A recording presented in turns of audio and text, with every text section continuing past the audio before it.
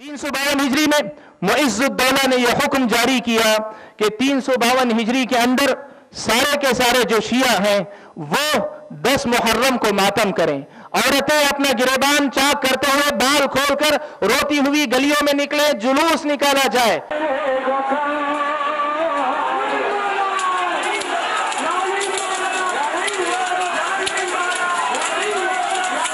एक ऐसा सवाल है जिसको बड़ी गहराई के साथ समझना चाहिए।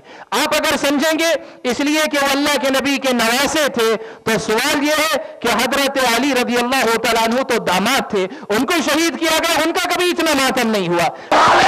मेरे आका की लाश पामाल न करे। अब्बास शहीद हो गए। अब्बास का आलम मौला हुसैन ने उठा के खैबर में चले आए। रिवायात कहती है जब अकबर का लाशा आया था, बीबी ज़ैनब ने कहा था वाह अकबर। जब कासिम के टुकड़े आए थे तो बीबी ने कहा था वाह कासिम। जब अब्बास का खाली अलम आया तो बीबी ज़ैनब ने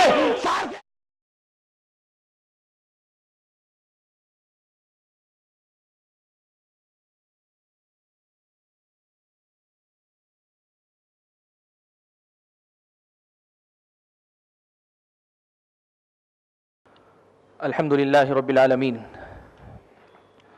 वस्सलातु वस्सलाम अला अशरफिल अंबिया'i वल मुरसलीन व अला आलिहि व अस्हाबिहि अजमाइन व मन तबिअहुम बि इहसानिन इला यौमिद्दीन। अम्मा बअद फ़अऊज़ु बिल्लाहि मिनश शैतानिर रजीम। बिस्मिल्लाहिर रहमानिर रहीम। या अय्युहल्लज़ीना आमनु इत्तक़ुल्लाहा हक़्क़ तुक़ातिह वला तमूतुन्ना इल्ला व अंतुम मुस्लिमून। या अय्युहन्नासु इत्तक़ू रब्बकुमुल्लज़ी ख़लक़कुम मिन नफ्सिन वाहिदह व ख़लक़ मिन्हा ज़ौजहा व बस्स मिन्हुमा रिजालन कसीरन व निसाअ वत्तक़ुल्लाहा अल्लज़ी तसाअलूना बिही वल अर्हाम इन्नल्लाहा काना अलैकुम रक़ीबा। या अय्युहल्लज़ीना आमनु इत्तक़ुल्लाहा व क़ूलू क़ौलन सदीदा युस्लिह लकुम अअमालकुम व यग़फ़िर लकुम ज़ुनूबकुम व मन युतिइल्लाह व रसूलहु फ़क़द फ़ाज़ फ़ौज़न अज़ीमा। अम्मा बअदु फ़अऊज़ु बिल्लाहि मिनश शैतानिर रजीम। बिस्मिल्लाहिर रहमानिर रहीम। वमा मुहम्मदुन इल्ला रसूल क़द ख़लत मिन क़ब्लिहिर रुसुल अफ़इन मात औ क़ुतिला इंक़लबतुम अला अअक़ाबिकुम व मन यन्क़लिब अला अक़िबैहि फ़लन यदुर्रल्लाह शैअन व सयजज़िल्लाहु शाकिरीन। मुअज़्ज़ज़ दीनी भाइयों, पर्दा नशीन माओं और बहनों, आज की इस मुबारक मजलिस में मुझे आप हजरात के सामने एक बड़े ही अहम मौजू से मुताल्लिक़ गुफ्तगू करनी है। उन्वान जैसा कि आप सब ने सुना, शहादत हुसैन रज़ी अल्लाह तआला अन्हु एक अज़ीम तारीख़ी सानिहा। जिस महीने से अभी हम गुज़र कर आ रहे हैं, मुहर्रमुल हराम का महीना, इस्लामी शरीयत में इस महीने की बहुत सारी पहचान अल्लाह ताला ने बतलाई हैं, प्यारे नबी सल्लल्लाहु अलैहि वसल्लम ने बतलाई हैं। ये हुर्मत वाले महीनों में से एक महीना है। 4 महीने जो हुर्मत वाले हैं उनमें से एक महीना है। इस महीने के रोज़े 10 मुहर्रम के रोज़े को अल्लाह के नबी सल्लल्लाहु अलैहि वसल्लम ने मसनून करार दिया और उसका अजर 1 साल के गुनाहों की मुआफ़ी की शक्ल में आपने बयान फरमाया। इस्लामी तारीख़ का आगाज़ इसी महीने से होता है और हमारी अपनी इस उम्मत से पहले अगर आप देखेंगे तो हज़रत मूसा अलैहिस्सलातु वस्सलाम को फ़िरौन के जुल्म व सितम से अल्लाह ताला ने नजात दी थी। ऐसे बहुत सारे हवाले इस्लामी शरीयत में इस महीने से मुताल्लिक़ पाए जाते हैं। لیکن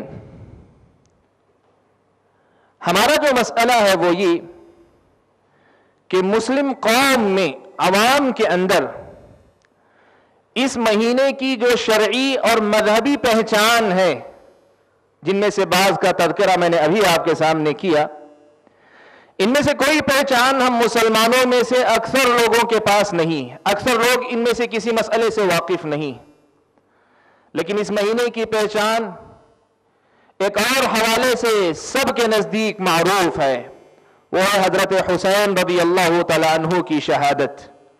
یہاں تک کہ عوام کے اندر اس مہینے کا نام محرم الحرام نہیں ہے، عوام کے اندر اس مہینے کا نام ہے شہادت کا مہینہ، شہادت کا مہینہ۔ گویا مطلب یوں سمجھیے کہ حقیقتاً ہماری اور آپ کی عوام کے اندر اس مہینے کی فضیلت یا اس مہینے کی اہمیت اسلامی شریعت میں جو حوالے بتائے گئے ہیں ان سے کہیں زیادہ حضرت حسین رضی اللہ تعالیٰ عنہ کی شہادت کے حوالے سے ہوتی ہے، اسی لیے لوگ اسے شہادت کے مہینے کے نام سے جانتے ہیں۔ میرے بھائیو، تاریخ اسلام کے جو بہت سارے حادثات جن کو ایک مسلمان کا دل یہ کہتا ہے کہ کبھی ہونے نہیں چاہیے تھے، کبھی نہیں ہونے چاہیے تھے، حضرت عمر کو نماز کی حالت میں شہید کر دیا گیا، حضرت علی رضی اللہ تعالیٰ عنہ کو رمضان مبارک میں خارجیوں نے قتل کر دیا، شہید کر دیا، حضرت عثمان رضی اللہ تعالیٰ عنہ کو ان کے گھر میں گھس کر خارجیوں نے قتل کر دیا، بالکل ایسے ہی حضرت حسین رضی اللہ تعالیٰ عنہ کو میدان کربلا میں شہید کر دیا گیا۔ اسلامی تاریخ کے جو بہت سارے واقعات ایسے ہیں جن کے تعلق سے ایک سچے مسلمان کی یہ تمنا، یہ آرزو ہوتی ہے کہ اللہ تعالیٰ کی مرضی، اللہ تعالیٰ نے چاہا تو یہ ہو گیا۔ ایک مسلمان کے دل سے اگر پوچھا جائے، اس کی ایمانی غیرت سے اگر پوچھا جائے تو وہ یہی کہے گا کہ یہ واقعہ ہونا نہیں چاہیے تھا، ہو گیا تو بہت غلط ہوا۔ یہ ایک ایسا تصور ہے جو ہر مسلمان کے دل میں اس حادثے سے متعلق پایا جاتا ہے۔ لیکن ایک مسئلہ یہاں آپ کے سامنے واضح کر دوں کہ حضرت عمر کی شہادت، عثمان کی شہادت، علی کی شہادت، حسین کی شہادت رضی اللہ تعالی عنہم اجمعین، ان سب کی شہادتوں کا جو مسئلہ ہے، اس مسئلے سے متعلق ایک بنیادی مسئلہ آپ ابھی سے سمجھتے ہوئے چلیں کہ یہ ان کو جاننا، ان مسائل کو جان کر ان سے متعلق کوئی ایک رائے اپنے دل و دماغ میں رکھنا، یہ مسلمان کے واجبات میں اسلام نے نہیں رکھا ہے۔ یہ مسئلہ اچھی طرح آپ سمجھیں۔ اسلام نے، اللہ تبارک و تعالیٰ نے جو اسلام مسلمانوں کو دیا، ایک آدمی کے مومن ہونے کے لیے جو بات لازمی قرار دی، ارکان ایمان کی بات ہو، ارکان اسلام کی بات ہو، ایک آدمی کے مسلمان ہونے کے لیے جن باتوں کا جاننا اور جان کر ان پر ایمان لانا ضروری ہے، ان میں اس قسم کے واقعات میں سے کسی واقعے کو اسلامی شریعت نے شامل نہیں قرار دیا۔ اس کا مطلب کیا ہوا میرے بھائیو؟ سیدھا سا مطلب یہ ہے کہ مسلمان ہونے کی حیثیت سے میرے اور آپ کے لیے یہ جاننا کہ کون شہید ہوئے، کب شہید ہوئے، کہاں شہید ہوئے، ہمارے ایمان کی تکمیل کے لیے ضروری نہیں۔ اس کے سلسلے میں اللہ تبارک و تعالیٰ نے جو بات بعض واقعات کے سلسلے میں بتلائی قرآن مجید کے اندر کہ تلک امت قد خلت لہا ما کسبت ولکم ما کسبتم ولا تسألون عما كانوا يعملون، یا اللہ تعالیٰ نے کہا کہ جو وہ ایک ایسی قوم ہے جو گزر گئی، انہوں نے جو کمایا وہ اللہ تعالیٰ کے پاس ان کو جو ہے مطلب ملے گا، تم سے اس کے بارے میں نہیں پوچھا جائے گا۔ یہی بات ایک عام مسلمان کے لیے اس سلسلے میں کہی جائے گی۔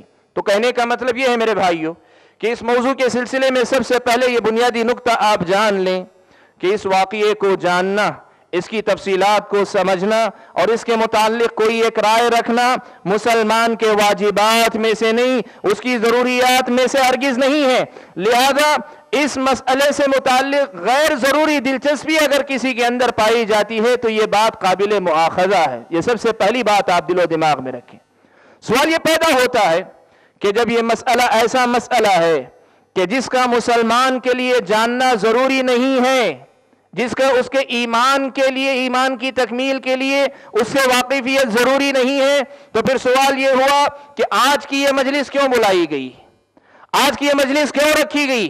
کیوں کوئی آپ کے سامنے گفتگو کر رہا ہے؟ کیوں آپ سب اپنا وقت نکال کر یہاں تک پہنچے؟ کیوں؟ آخر کیوں؟ اس کا ایک سبب ہے۔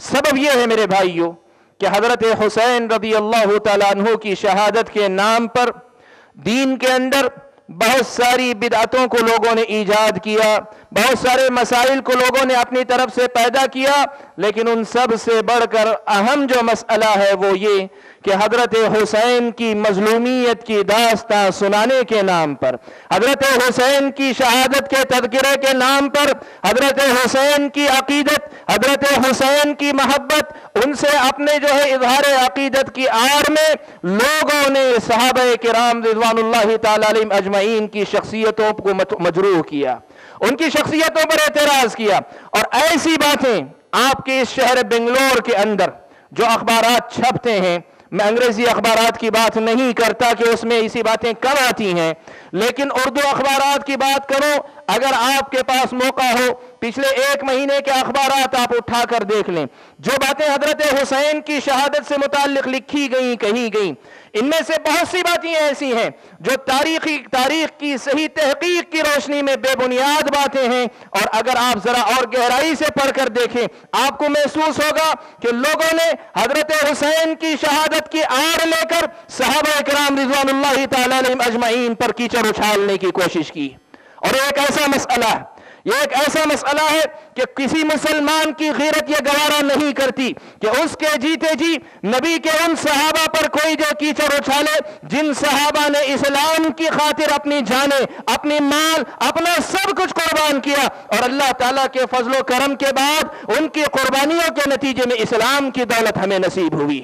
وہ صحابہ جنہوں نے دن و رات یہ کی، جنہوں نے اپنی بیویوں کو اپنے بستروں پہ چھوڑ کر میدان جہاد کا رخ کیا، جنہوں نے اپنا سب کچھ لٹا کر اسلام کو اپنے خون سے سینچا ہے، آپ حسین رضی اللہ تعالیٰ عنہ کی شہادت کی آڑ لے کر ان کو اگر مطعون کرنا چاہیں گے تو ایک سچے مسلمان کی غیرت کبھی اسے گوارا نہیں کر سکتی۔ یہ وہ بنیادی سبب ہے جس کی وجہ سے اس موضوع پہ گفتگو کرنا لازمی اور ضروری سمجھا گیا، ورنہ یہ بڑا نازک موضوع ہے۔ اسی لیے آپ دیکھیں گے کہ بڑے بڑے اہل علم اس مسئلے پہ گفتگو کرتے ہوئے بڑی احتیاط ملحوظ رکھتے ہیں، اور آج آپ کے سامنے میں ناچیز گفتگو کر رہا ہوں تو اس جذبے کے ساتھ ہرگز نہیں کر رہا ہوں کہ میں کوئی محقق یا مدقق ہوں، میری تو بس آج یہ کوشش بس اتنی سی ہے کہ مجھ سے پہلے جو پیش رو علماء گزر چکے ہیں، جو محقق علماء گزر چکے ہیں، ان علماء نے اس واقعے کو کس پس منظر میں دیکھا اور کس طرح اس واقعے کو جو سمجھایا ہے یہ آپ کے سامنے رکھ سکوں، تاکہ حضرت حسین کا مقام بلند بھی محفوظ رہے، ان کی عظمت کا اظہار بھی ہو، ساتھ میں حضرت حسین کی عظمت کی بقا کے ساتھ ساتھ صحابہ کرام رضوان اللہ تعالی علیہم اجمعین کی عظمتوں کا بھی جو ہے احترام باقی رہے۔ یہ وہ کوشش ہے جس کی میں آج آپ کے سامنے جو ہے مطلب عملی تصویر بننا چاہتا ہوں۔ یہ حقیقت میں پچھلے جو علماء گزرے ہیں ان کی اس موضوع پہ لکھی گئی بہت ساری تحریروں کی روشنی میں جو باتیں سمجھ میں آئی ہیں وہ آپ کے سامنے رکھی جا رہی ہیں۔ میرے بھائیوں، جب بات یہی ہے کہ حضرت حسین رضی اللہ تعالیٰ عنہ کی شہادت کا موضوع اصل میں ہماری گفتگو کا موضوع نہیں تھا، لیکن لوگوں نے اس پر گفتگو کرنے کے لیے مجبور کیا، یا حالات ایسے سامنے آئے کہ اس موضوع پہ ہمیں گفتگو کرنا ضروری محسوس ہوا، تو آج اس گفتگو کا آغاز ہم کرتے ہیں حضرت حسین رضی اللہ تعالیٰ عنہ کی شخصیت سے۔ میرے بھائیوں، ہر مسلمان یہ بات جانتا ہے کہ حسین رضی اللہ تعالیٰ عنہ نواسہ رسول صلی اللہ علیہ وسلم ہیں، پیارے نبی صلی اللہ علیہ وسلم کی لخت جگر حضرت فاطمہ الزہرا رضی اللہ تعالی عنہ کے چہیتے فرزند ہیں۔ آپ کو معلوم ہے حضرت فاطمہ سے 3 اولاد ہوئی تھی، حضرت علی کی حضرت فاطمہ سے 3 اولاد تھی، ایک حضرت حسن تھے، دوسرے حضرت حسین تھے، تیسرے حضرت محسن تھے۔ حضرت محسن بچپن ہی میں انتقال کر گئے، حسن و حسین رضی اللہ تعالی عنہما نے ایک طویل زندگی پائی۔ اس حیثیت سے آپ دیکھیں گے تو آپ کو یہ مسئلہ بھی معلوم ہوگا کہ نبی کا خاندان نبی کے بعد نبی کی لخت جگر حضرت فاطمہ الزہرا رضی اللہ تعالی عنہا کے ذریعے آگے بڑھاتا. حضرت حسن و حسین نبی اکرم صلی اللہ علیہ وسلم کے خاندان، آپ کے گھر کی شمع ہیں. یہ وہ شخصیتیں ہیں جن کے ذریعے نبی اکرم صلی اللہ علیہ وسلم کی نسل برقرار ہے اور قیامت کے قریب تک یہ نسل برقرار رہے گی. اس حیثیت سے حضرت حسین کی عظمت کوئی قابل بحث چیز نہیں ہے، نہ محتاج بیان ہے نہ محتاج تعارف ہے. پھر بھی اللہ کے نبی صلی اللہ علیہ وسلم نے حضرت حسین کی بڑی فضیلتیں اللہ کے نبی نے بیان فرمائی. اللہ کے نبی صلی اللہ علیہ وسلم نے حسن و حسین کے بارے میں یہ بات بیان فرمائی کہ سیدہ شباب اہل الجنہ، کہ حسن و حسین جنت کے جو نوجوان ہوں گے ان کے سردار ہیں. حسن و حسین جنتیوں کے سردار ہیں. گویا مطلب یہ ہوا کہ حسین کی جنتی ہونے کی ضمانت ہے. حسین رضی اللہ تعالیٰ عنہ کے جنتی ہونے کی سب سے پہلے ضمانت ہے. اور دوسرے نمبر پر حضرت حسین صرف جنتی نہیں، جنت میں جانے والے نوجوانوں کے سردار ہیں. حضرت حسین کے بارے میں حضرت انس رضی اللہ تعالیٰ عنہ روایت فرماتے ہیں، صحیح بخاری کی روایت ہے، کہتے ہیں کہ حضرت حسین رضی اللہ تعالیٰ عنہ نبی اکرم صلی اللہ علیہ وسلم سے شکل و صورت کے اندر بہت زیادہ مشابہت رکھنے والے تھے. اس حیثیت سے بھی یہ حضرت حسین کو حاصل شدہ ایک فضیلت ہے. حضرت حسین کو یہ فضیلت بھی حاصل ہے کہ نبی اکرم صلی اللہ علیہ وسلم نے ایک مرتبہ فرمایا کہ اللہ تبارک و تعالی میں اس سے محبت کرتا ہوں اور جو اس سے محبت کرے اے اللہ تعالیٰ تو اس سے محبت کر. نبی کی محبت کی تکمیل حضرت حسین کی محبت کی تکمیل سے ہوتی ہے. حضرت حسین کی محبت جس دل میں نہ ہو اس دل کے اندر نبی کی محبت مکمل اور پوری نہیں ہے. یہ ہمارا ایمان ہے، یہ حضرت حسین رضی اللہ تعالی عنہ کا مقام و مرتبہ ہے. لیکن مسئلہ یہ ہے کہ حضرت حسین رضی اللہ تعالیٰ عنہ کی یہ فضیلت، حضرت حسین رضی اللہ تعالیٰ عنہ کا یہ مقام و مرتبہ مسلم ہے. لیکن یہ کربلا کا واقعہ جو پیش آیا، اس واقعے کی حقیقت کیا ہے؟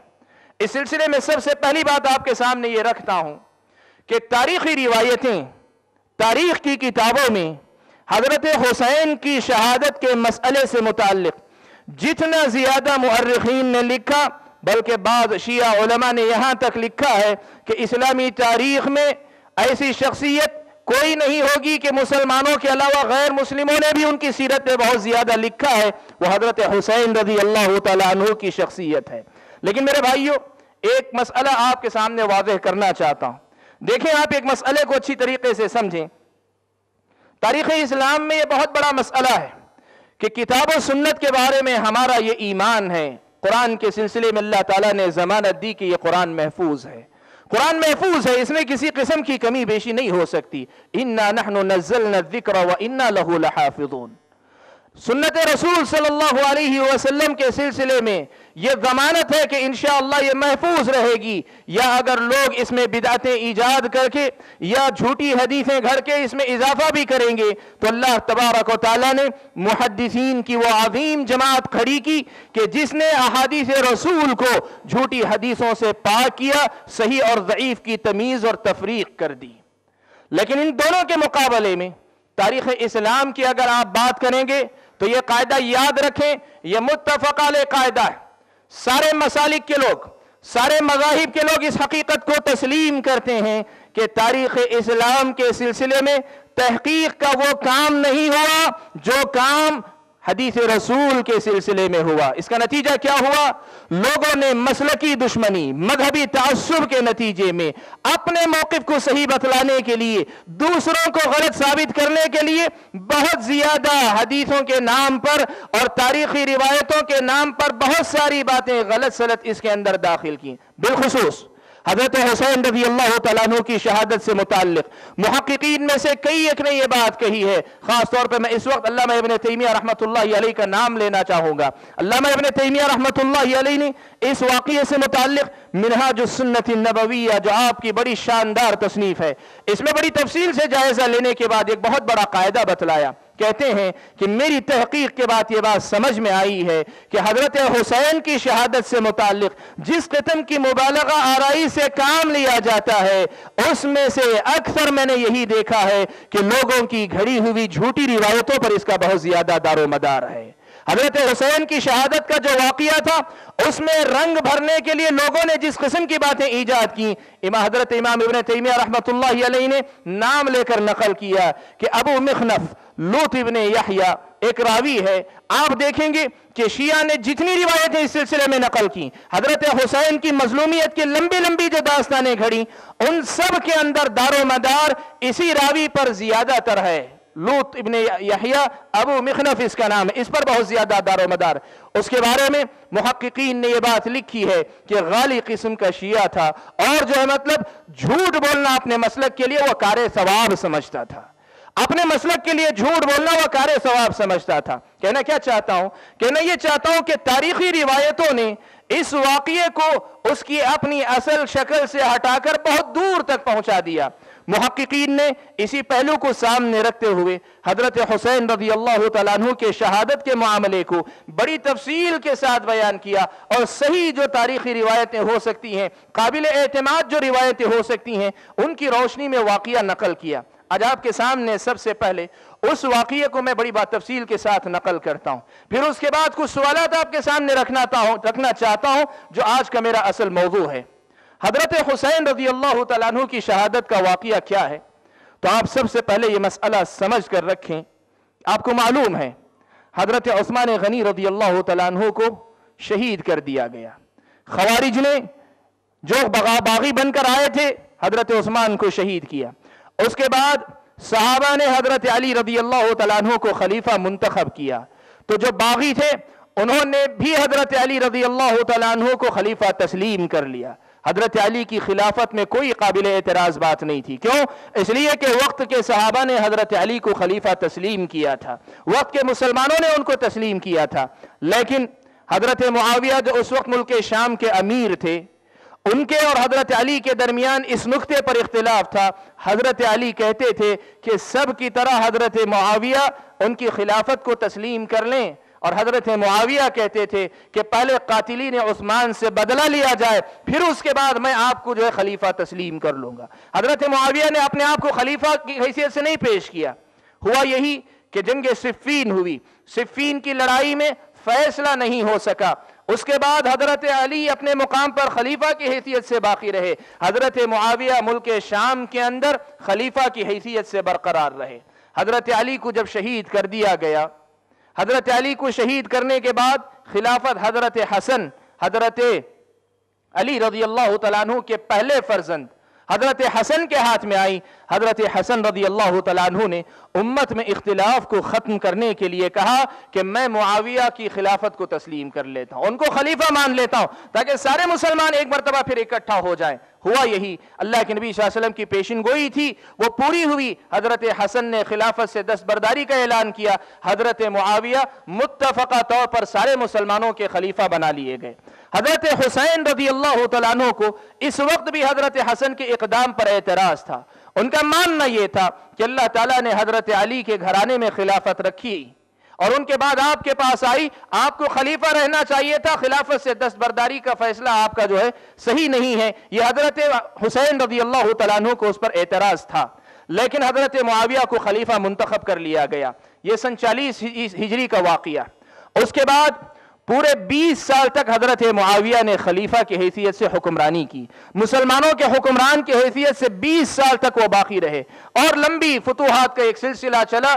اسلامی خلافت ایک خلیفہ کے تحت تھی۔ جب حضرت معاویہ کے انتقال کا وقت قریب آیا، حضرت معاویہ رضی اللہ تعالیٰ عنہ نے اپنے مشورے اور اپنی ثوابدید کے مطابق جو مناسب سمجھا اس کے مطابق اپنے بیٹے یزید کو حضرت معاویہ رضی اللہ تعالیٰ عنہ نے خلیفہ نامزد کیا کہ میرے بعد یزید خلیفہ ہوں گے، یہ حضرت معاویہ نے وصیت کر دی، اور ہوتا تھا ایسا۔ لیکن مسئلہ یہ تھا کہ حضرت معاویہ نے اپنے بیٹے کے لیے خود کی تھی۔ بہرحال حضرت معاویہ نے وصیت کر دی۔ وصیت کے بعد جب حضرت معاویہ رضی اللہ تعالیٰ عنہ کا انتقال ہوا تو وصیت کے مطابق پورے عالم اسلام کے جتنے شہر تھے اس وقت سب لوگوں نے یزید کی خلافت کو تسلیم کر لیا۔ یہ مسئلہ یاد رکھیں آپ پوری باریکی کے ساتھ کہ یزید کی خلافت کو اس وقت کے جتنے مسلم شہر تھے، مکہ، مدینہ، کوفہ، بصرہ، عراق، شام، جو آپ کہیں سارے کے سارے علاقے والوں نے جو ہے اس بیعت کو تسلیم کر لیا۔ 4 افراد ایسے تھے جنہوں نے حضرت معاویہ کے بعد یزید کی خلافت کو فوراً تسلیم نہیں کیا تھا۔ ان 4 حضرت عبداللہ ابن عباس، حضرت عبداللہ ابن عمر، حضرت عبداللہ ابن زبیر اور حضرت حسین رضی اللہ تعالیٰ عنہ، یہ 4 آدمی چاروں کے چاروں صحابہ میں سے ہیں۔ مدینہ کے گورنر اس وقت ولید ابن عتبہ تھے۔ ولید ابن عتبہ کے بعد پاس یزید نے اپنا خط لکھ کر بھیجا کہ دیکھو ان 4 آدمیوں سے بیعت لے لو، میرے لیے خلافت کی بیعت لے لو، جیسے سارے مسلمانوں نے کیا ویسے ان سے بھی کہو میرے لیے بیعت کر لیں۔ حضرت ابن عباس اور ابن عمر کو جب بلایا گیا فوراً انہوں نے بیعت تسلیم کر لی۔ ابن عباس اور ابن عمر بیعت قبول کر لیے اور یزید کو خلیفہ تسلیم کر لیا۔ لیکن حضرت عبداللہ ابن زبیر اور حضرت حسین رضی اللہ تعالی عنہما، ان دونوں کی رائے یہ تھی کہ انہوں نے جو ہے مطلب فوراً بیعت نہیں کی، ان دونوں نے فوراً بیعت نہیں کی۔ حضرت حسین رضی اللہ تعالیٰ عنہ کو مدینہ کے گورنر نے بلا کر کہا کہ یزید حضرت معاویہ کا انتقال ہو چکا ہے، وصیت کے مطابق یزید خلیفہ منتخب ہو گئے ہیں، آپ جو ہے ان کے لیے بیعت کیجئے۔ حضرت حسین رضی اللہ تعالیٰ عنہ نے کیا جواب دیا؟ میرے بھائیو ذرا یہ جو جوابات آتے جائیں گے ان کو اپنے ذہن میں رکھنا، اس لیے کہ ہم اسے واپس لوٹیں گے ان واقعات کی طرف، ہم سمجھنا چاہتے ہیں کچھ باتیں، اس کی طرف لوٹنا۔ حضرت حسین نے کہا کہ دیکھو تم مجھے اب رات کے وقت بلائے ہو، اب میرے ساتھ جو ہے مطلب تم اکیلے میں تمہارے ہاتھ پہ بیعت کر لوں گا تو کیا بات ہوگی؟ میری بیعت تو کھلے عام ہونی چاہیے، سب لوگوں کے سامنے بیعت ہونی چاہیے، تو کل تم جو ہے مجھ سے بیعت لے لینا۔ ولید ابن عتبہ نے کہا کہ ٹھیک ہے، اچھی بات ہے، سب لوگوں کے سامنے ہو۔ خود حضرت حسین نے کہا کہ تم بھی یہ چاہو گے کہ میری بیعت سب کے سامنے ہو تاکہ سارے لوگوں کو پتا چلے کہ میں نے بھی بیعت کی ہے، اور میں بھی چاہتا ہوں سارے لوگوں کے سامنے بیعت کروں۔ دوسرا دن طلوع ہوا، سارا دن گزر گیا، ولید ابن عتبہ نے طلب نہیں کیا حضرت حسین کو۔ شام ہوئی، شام کے وقت میں طلب کیا۔ حضرت حسین رضی اللہ تعالیٰ عنہ نے کہا کہ رات میں کیا بیعت کروں؟ کل صبح دیکھیں گے، صبح میں جو ہے مطلب تم سے بات کرتا ہوں، کل صبح دیکھیں گے۔ لیکن رات میں ولید ابن عتبہ نے کہا ٹھیک ہے آپ کل صبح ہی کیجئے، کوئی حرج نہیں۔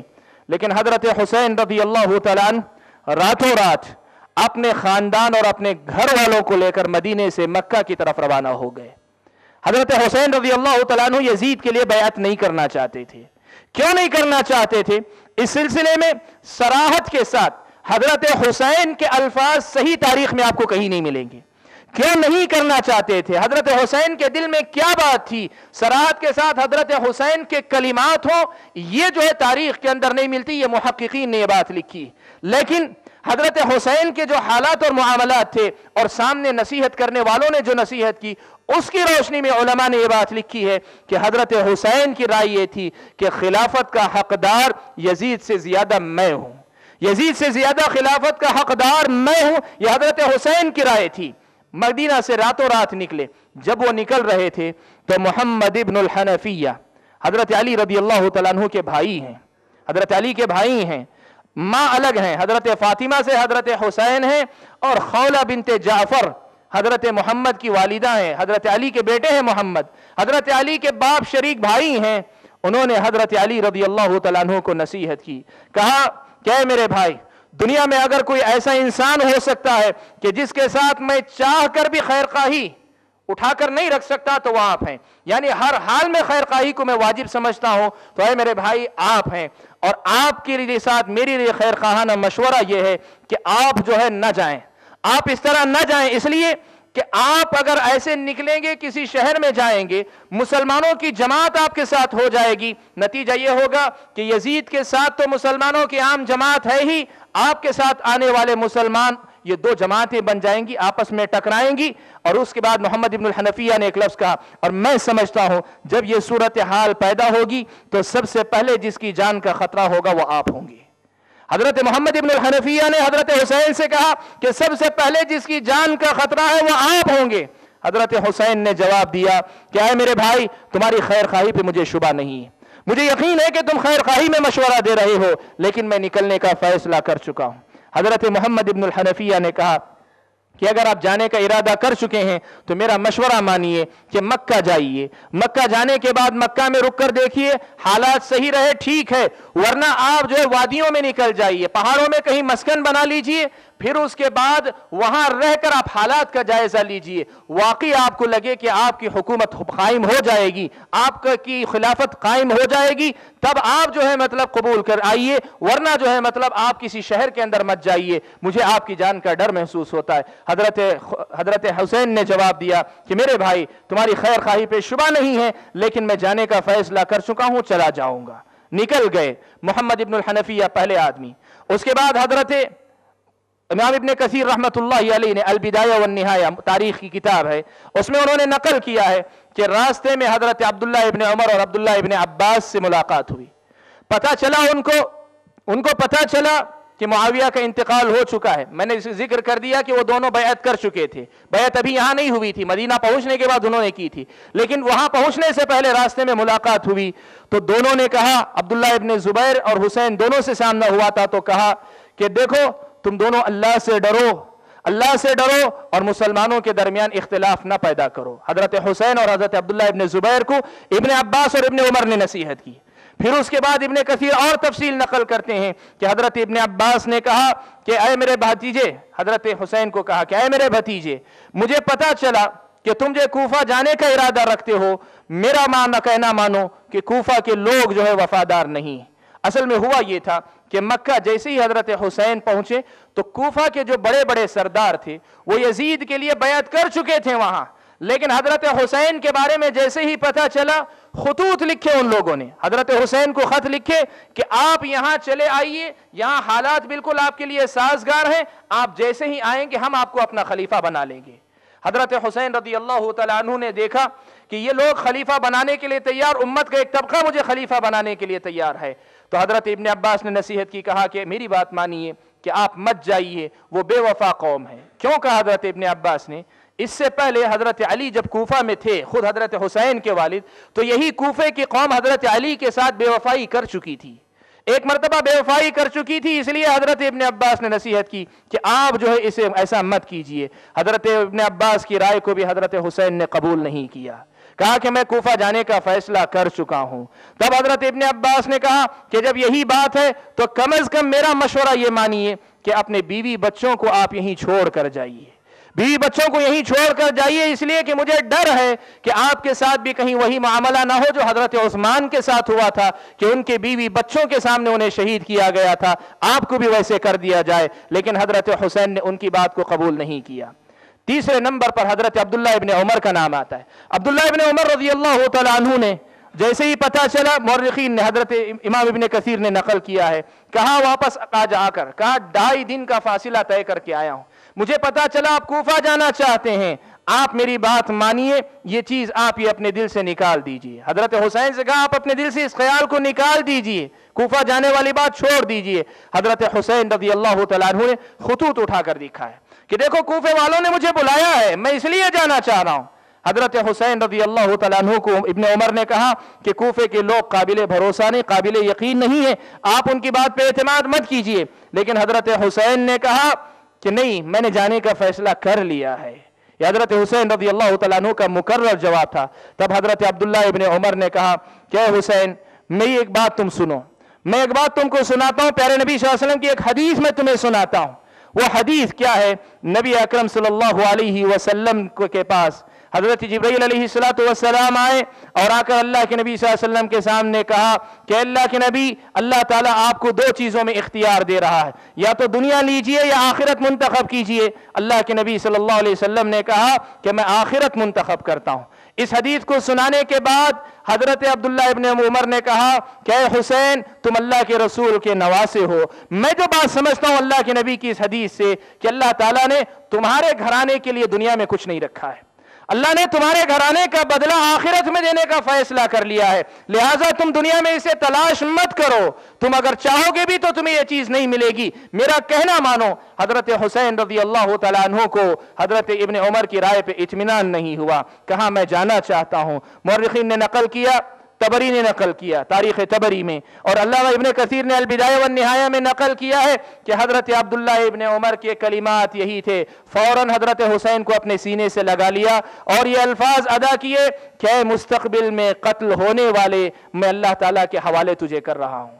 यह हज़रत अब्दुल्ला इब्न उमर रज़ियल्लाहु तआला अन्हु का एहसास था कि हज़रत हुसैन जिस राह पे जा रहे हैं उस राह में उनकी जान जाने वाली है, लेकिन हज़रत अब्दुल्ला इब्न उमर की बात को भी उन्होंने नहीं कबूल किया। फिर हज़रत अबू सईद खुदरी को पता चला, वो आए, उन्होंने भी रोका, हज़रत हुसैन ने उनकी बात को भी नहीं तस्लीम किया। ऐसे कई नाम हैं, मैं बतौर नमूना आपके सामने नकल कर दूं कि कितने सहाबा ने हज़रत हुसैन को उस वक्त रोका था।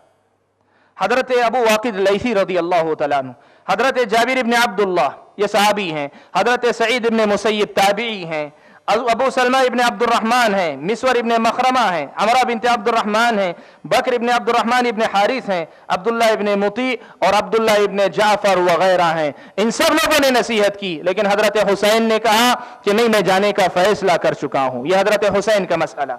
मक्का में थे, मक्का में जब यह मसला था तो हज़रत अब्दुल्ला इब्न जाफर जो है ये हज़रत हुसैन के भाई हैं रिश्ते में, हज़रत हुसैन के भाई हैं, चचाजाद भाई लगते हैं, बहनवी भी लगते हैं रिश्ते में।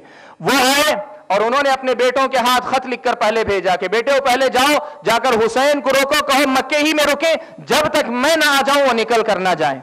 हज़रत अब्दुल्ला इब्न जाफर पहुंचकर कहा कि हुसैन, जिस राह पे तुम जा रहे हो मुझे तुम्हारी जान का खतरा महसूस होता है। हज़रत हुसैन रज़ियल्लाहु तआला अन्हु ने कहा कि कूफा के लोग मुझे बुला रहे हैं तो मैं पीछे कैसे रहूंगा, मैं जाऊंगा। जब वो निकलने लगे तो हज़रत अब्दुल्ला इब्न जाफर ने वहां जो मक्का के गवर्नर थे, अम्र इब्न यहया उनका नाम है, अम्र इब्न सईद नाम है, अम्र इब्न सईद मक्का के गवर्नर का नाम था, उनके पास गए, जाकर कहा कि अम्र इब्न सईद, तुम हुसैन को ऐसी कोई जमानत दो कि वो कहीं ना जाए, यहीं रुक जाए, उनको हर तरह के साथ देने की जमानत दो, वो यहीं रुक जाएंगे। तो अम्र इब्न सईद ने कहा कि अब्दुल्ला इब्न जाफर, तुम जो कलिमात चाहे लिख कर ले आओ, मैं अपनी तरफ से मोहर लगा दूंगा, ले जाओ, ले जाकर हजरत हुसैन को रोक लो।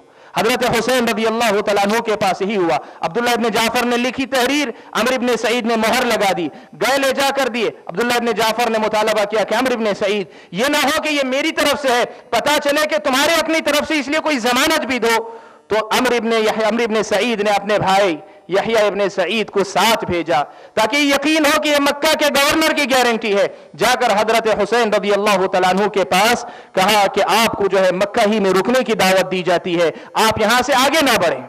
और इस पॉलिसी का नतीजा क्या था, क्यों हजरत हुसैन को मदीना ही में रोका जा रहा था, क्यों मक्का ही में रोका जा रहा था, उसके दो सबब थे।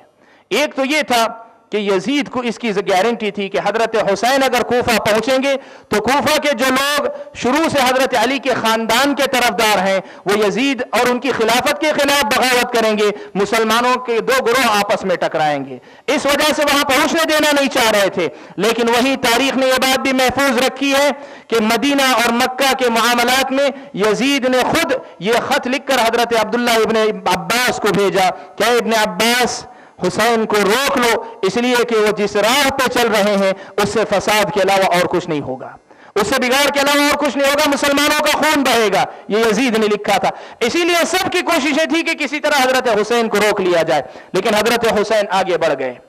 आगे बढ़े तो हजरत हुसैन ने एक काम किया, अपने भाई मुस्लिम बिन अकील, चचाजाद भाई मुस्लिम बिन अकील को कूफा में पहले भेज दिया कि जाओ कूफा के हालात का जायजा लेकर मुझे तुम खबर देना। मुस्लिम बिन अकील रास्ते में निकले, दो आदमियों को लेकर निकले।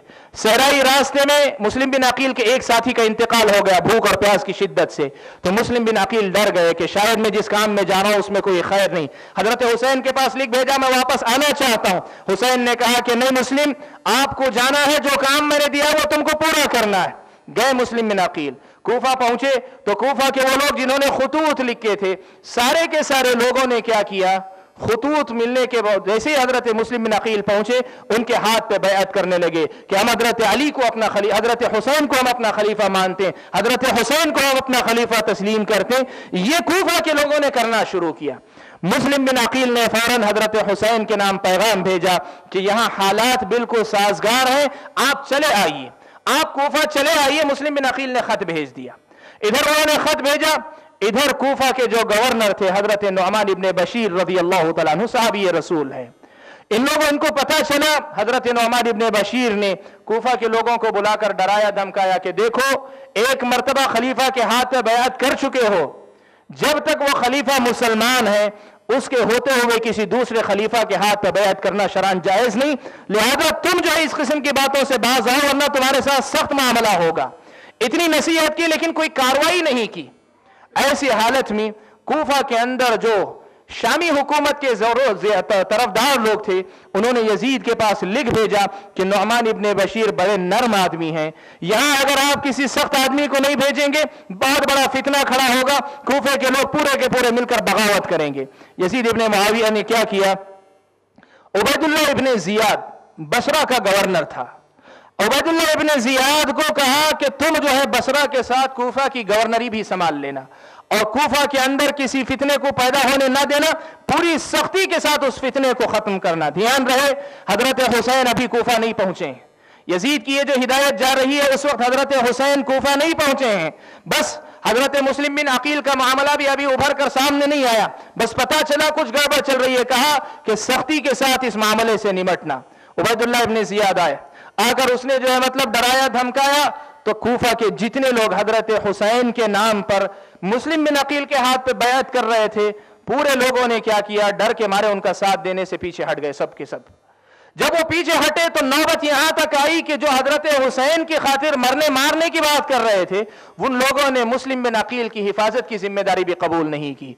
हजरत मुस्लिम बिन अकील को उबैदुल्लाह इब्ने जियाद ने गिरफ्तार करवाया और मुस्लिम बिन अकील को कत्ल करवा दिया। उबैदुल्लाह इब्ने जियाद ने मुस्लिम बिन अकील को कत्ल करवा दिया कि ये जो है मतलब आप हमारी हुकूमत के खिलाफ बगावत करना चाहते हैं, कत्ल करवा दिया। ये बात जैसे हजरत मुस्लिम इब्ने अकील को अंदाजा हुआ, उन्होंने खत भेज दिया हजरत हुसैन के पास कि मैंने पहले जो खत भेजा था हालात साजगार थे, अब मैं ये देख रहा हूं कि किसी भी वक्त यहां जो है मतलब हमारे खातिमा हो सकता है, आप हरगिज यहां ना आए। लेकिन खत भेजने के बाद मुस्लिम बिन अकील गिरफ्तार हुए और शहीद कर दिए गए, कत्ल कर दिए गए। हजरत हुसैन रदी अल्लाह तआला अन्हु करीब करीब पहुंचे हुए थे। कादिसिया एक जगह है, तकरीबन 60 किलोमीटर दूर होती है। उस मुकाम पर पहुंचने के वहां उसके करीब पहुंचे थे कि हजरत हुसैन के पास मुस्लिम बिन अकील का खत पहुंचा। हजरत हुसैन के पास खत पहुंचने के थोड़ी देर के बाद या थोड़े वक्फे के बाद यह खबर भी पहुंच गई कि मुस्लिम बिन अकील को कत्ल भी कर दिया गया। यहां हजरत हुसैन रदी अल्लाह तआला अन्हु ने वापस लौट जाने का इरादा किया। हजरत हुसैन जिस उम्मीद पर आगे बढ़ते आए थे, समझ में आ गया कि कूफा के लोगों ने बेवफाई की है, पलटकर वापस लौटने का इरादा किया। और यहां आपको बता दूं कि दरमियान में हजरत हुसैन के घराने और खानदान के लोगों के साथ कुछ आम मुसलमान भी रास्ते में हजरत हुसैन का साथ देने के लिए शामिल हो गए थे। ये लोग जब वहां पहुंचे, हजरत हुसैन ने वापस पलटने का इरादा किया। मुस्लिम बिन अकील के जो सगे भाई थे उन लोगों ने कहा कि अब नहीं हो सकता, अब नहीं पलट सकते, जब तक हम अपने भाई के खून का बदला नहीं ले लेंगे हम नहीं पलट सकते, आप जाना चाहें तो वापस चले जाएं। हजरत हुसैन ने कहा तुम मेरे भाई हो, मुस्लिम मेरे खातिर जो मारे गए हैं, तो मैं तुम लोगों को छोड़कर कैसे जा सकता हूं, चलो तुम जिधर चलते हो मैं उधर चलने को तैयार हूं, चलो तुम जिधर चलना चाहते हो मैं तुम्हारे साथ चलने को तैयार हूं। हजरत हुसैन रजी अल्लाह तआला अन्हु ने यह कहा और साथ में जो मुसलमान दरमियान में शामिल हुए थे उनको हिदायत दे दी कि तुम लोग जो वापस लौटना चाहते हो तो लौट जाओ। बहुत सारे मुसलमान जो थे उन्होंने देखा कि अब खिलाफत का मसला नहीं होने वाला है, वापस लौट गए। हजरत हुसैन आगे बढ़े, उबैदुल्लाह इब्ने जियाद को सारी खबर लग चुकी थी, उसने एक लश्कर भेजा। उमर इब्ने साद इब्ने अबी वक्कास की निगरानी में, लश्कर के कमांडर उमर इब्ने साद हैं, इनकी कमांडिंग में एक लश्कर भेजा, कमांडर बनाकर उनको भेजा। कहा कि हजरत हुसैन को कूफा में दाखिल होने से पहले रोक लो। हुआ यही, करबला के मुकाम पर हजरत हुसैन और उनकी जो जमात थी उसको रोक लिया गया, जो हकीकत में कोई लश्कर नहीं था, इसलिए कि खानदान की औरतें थी, बच्चे थे और खानदान के मर्द थे, खानदान के लोग थे, कोई बाकायदा लश्कर और फौज नहीं थी।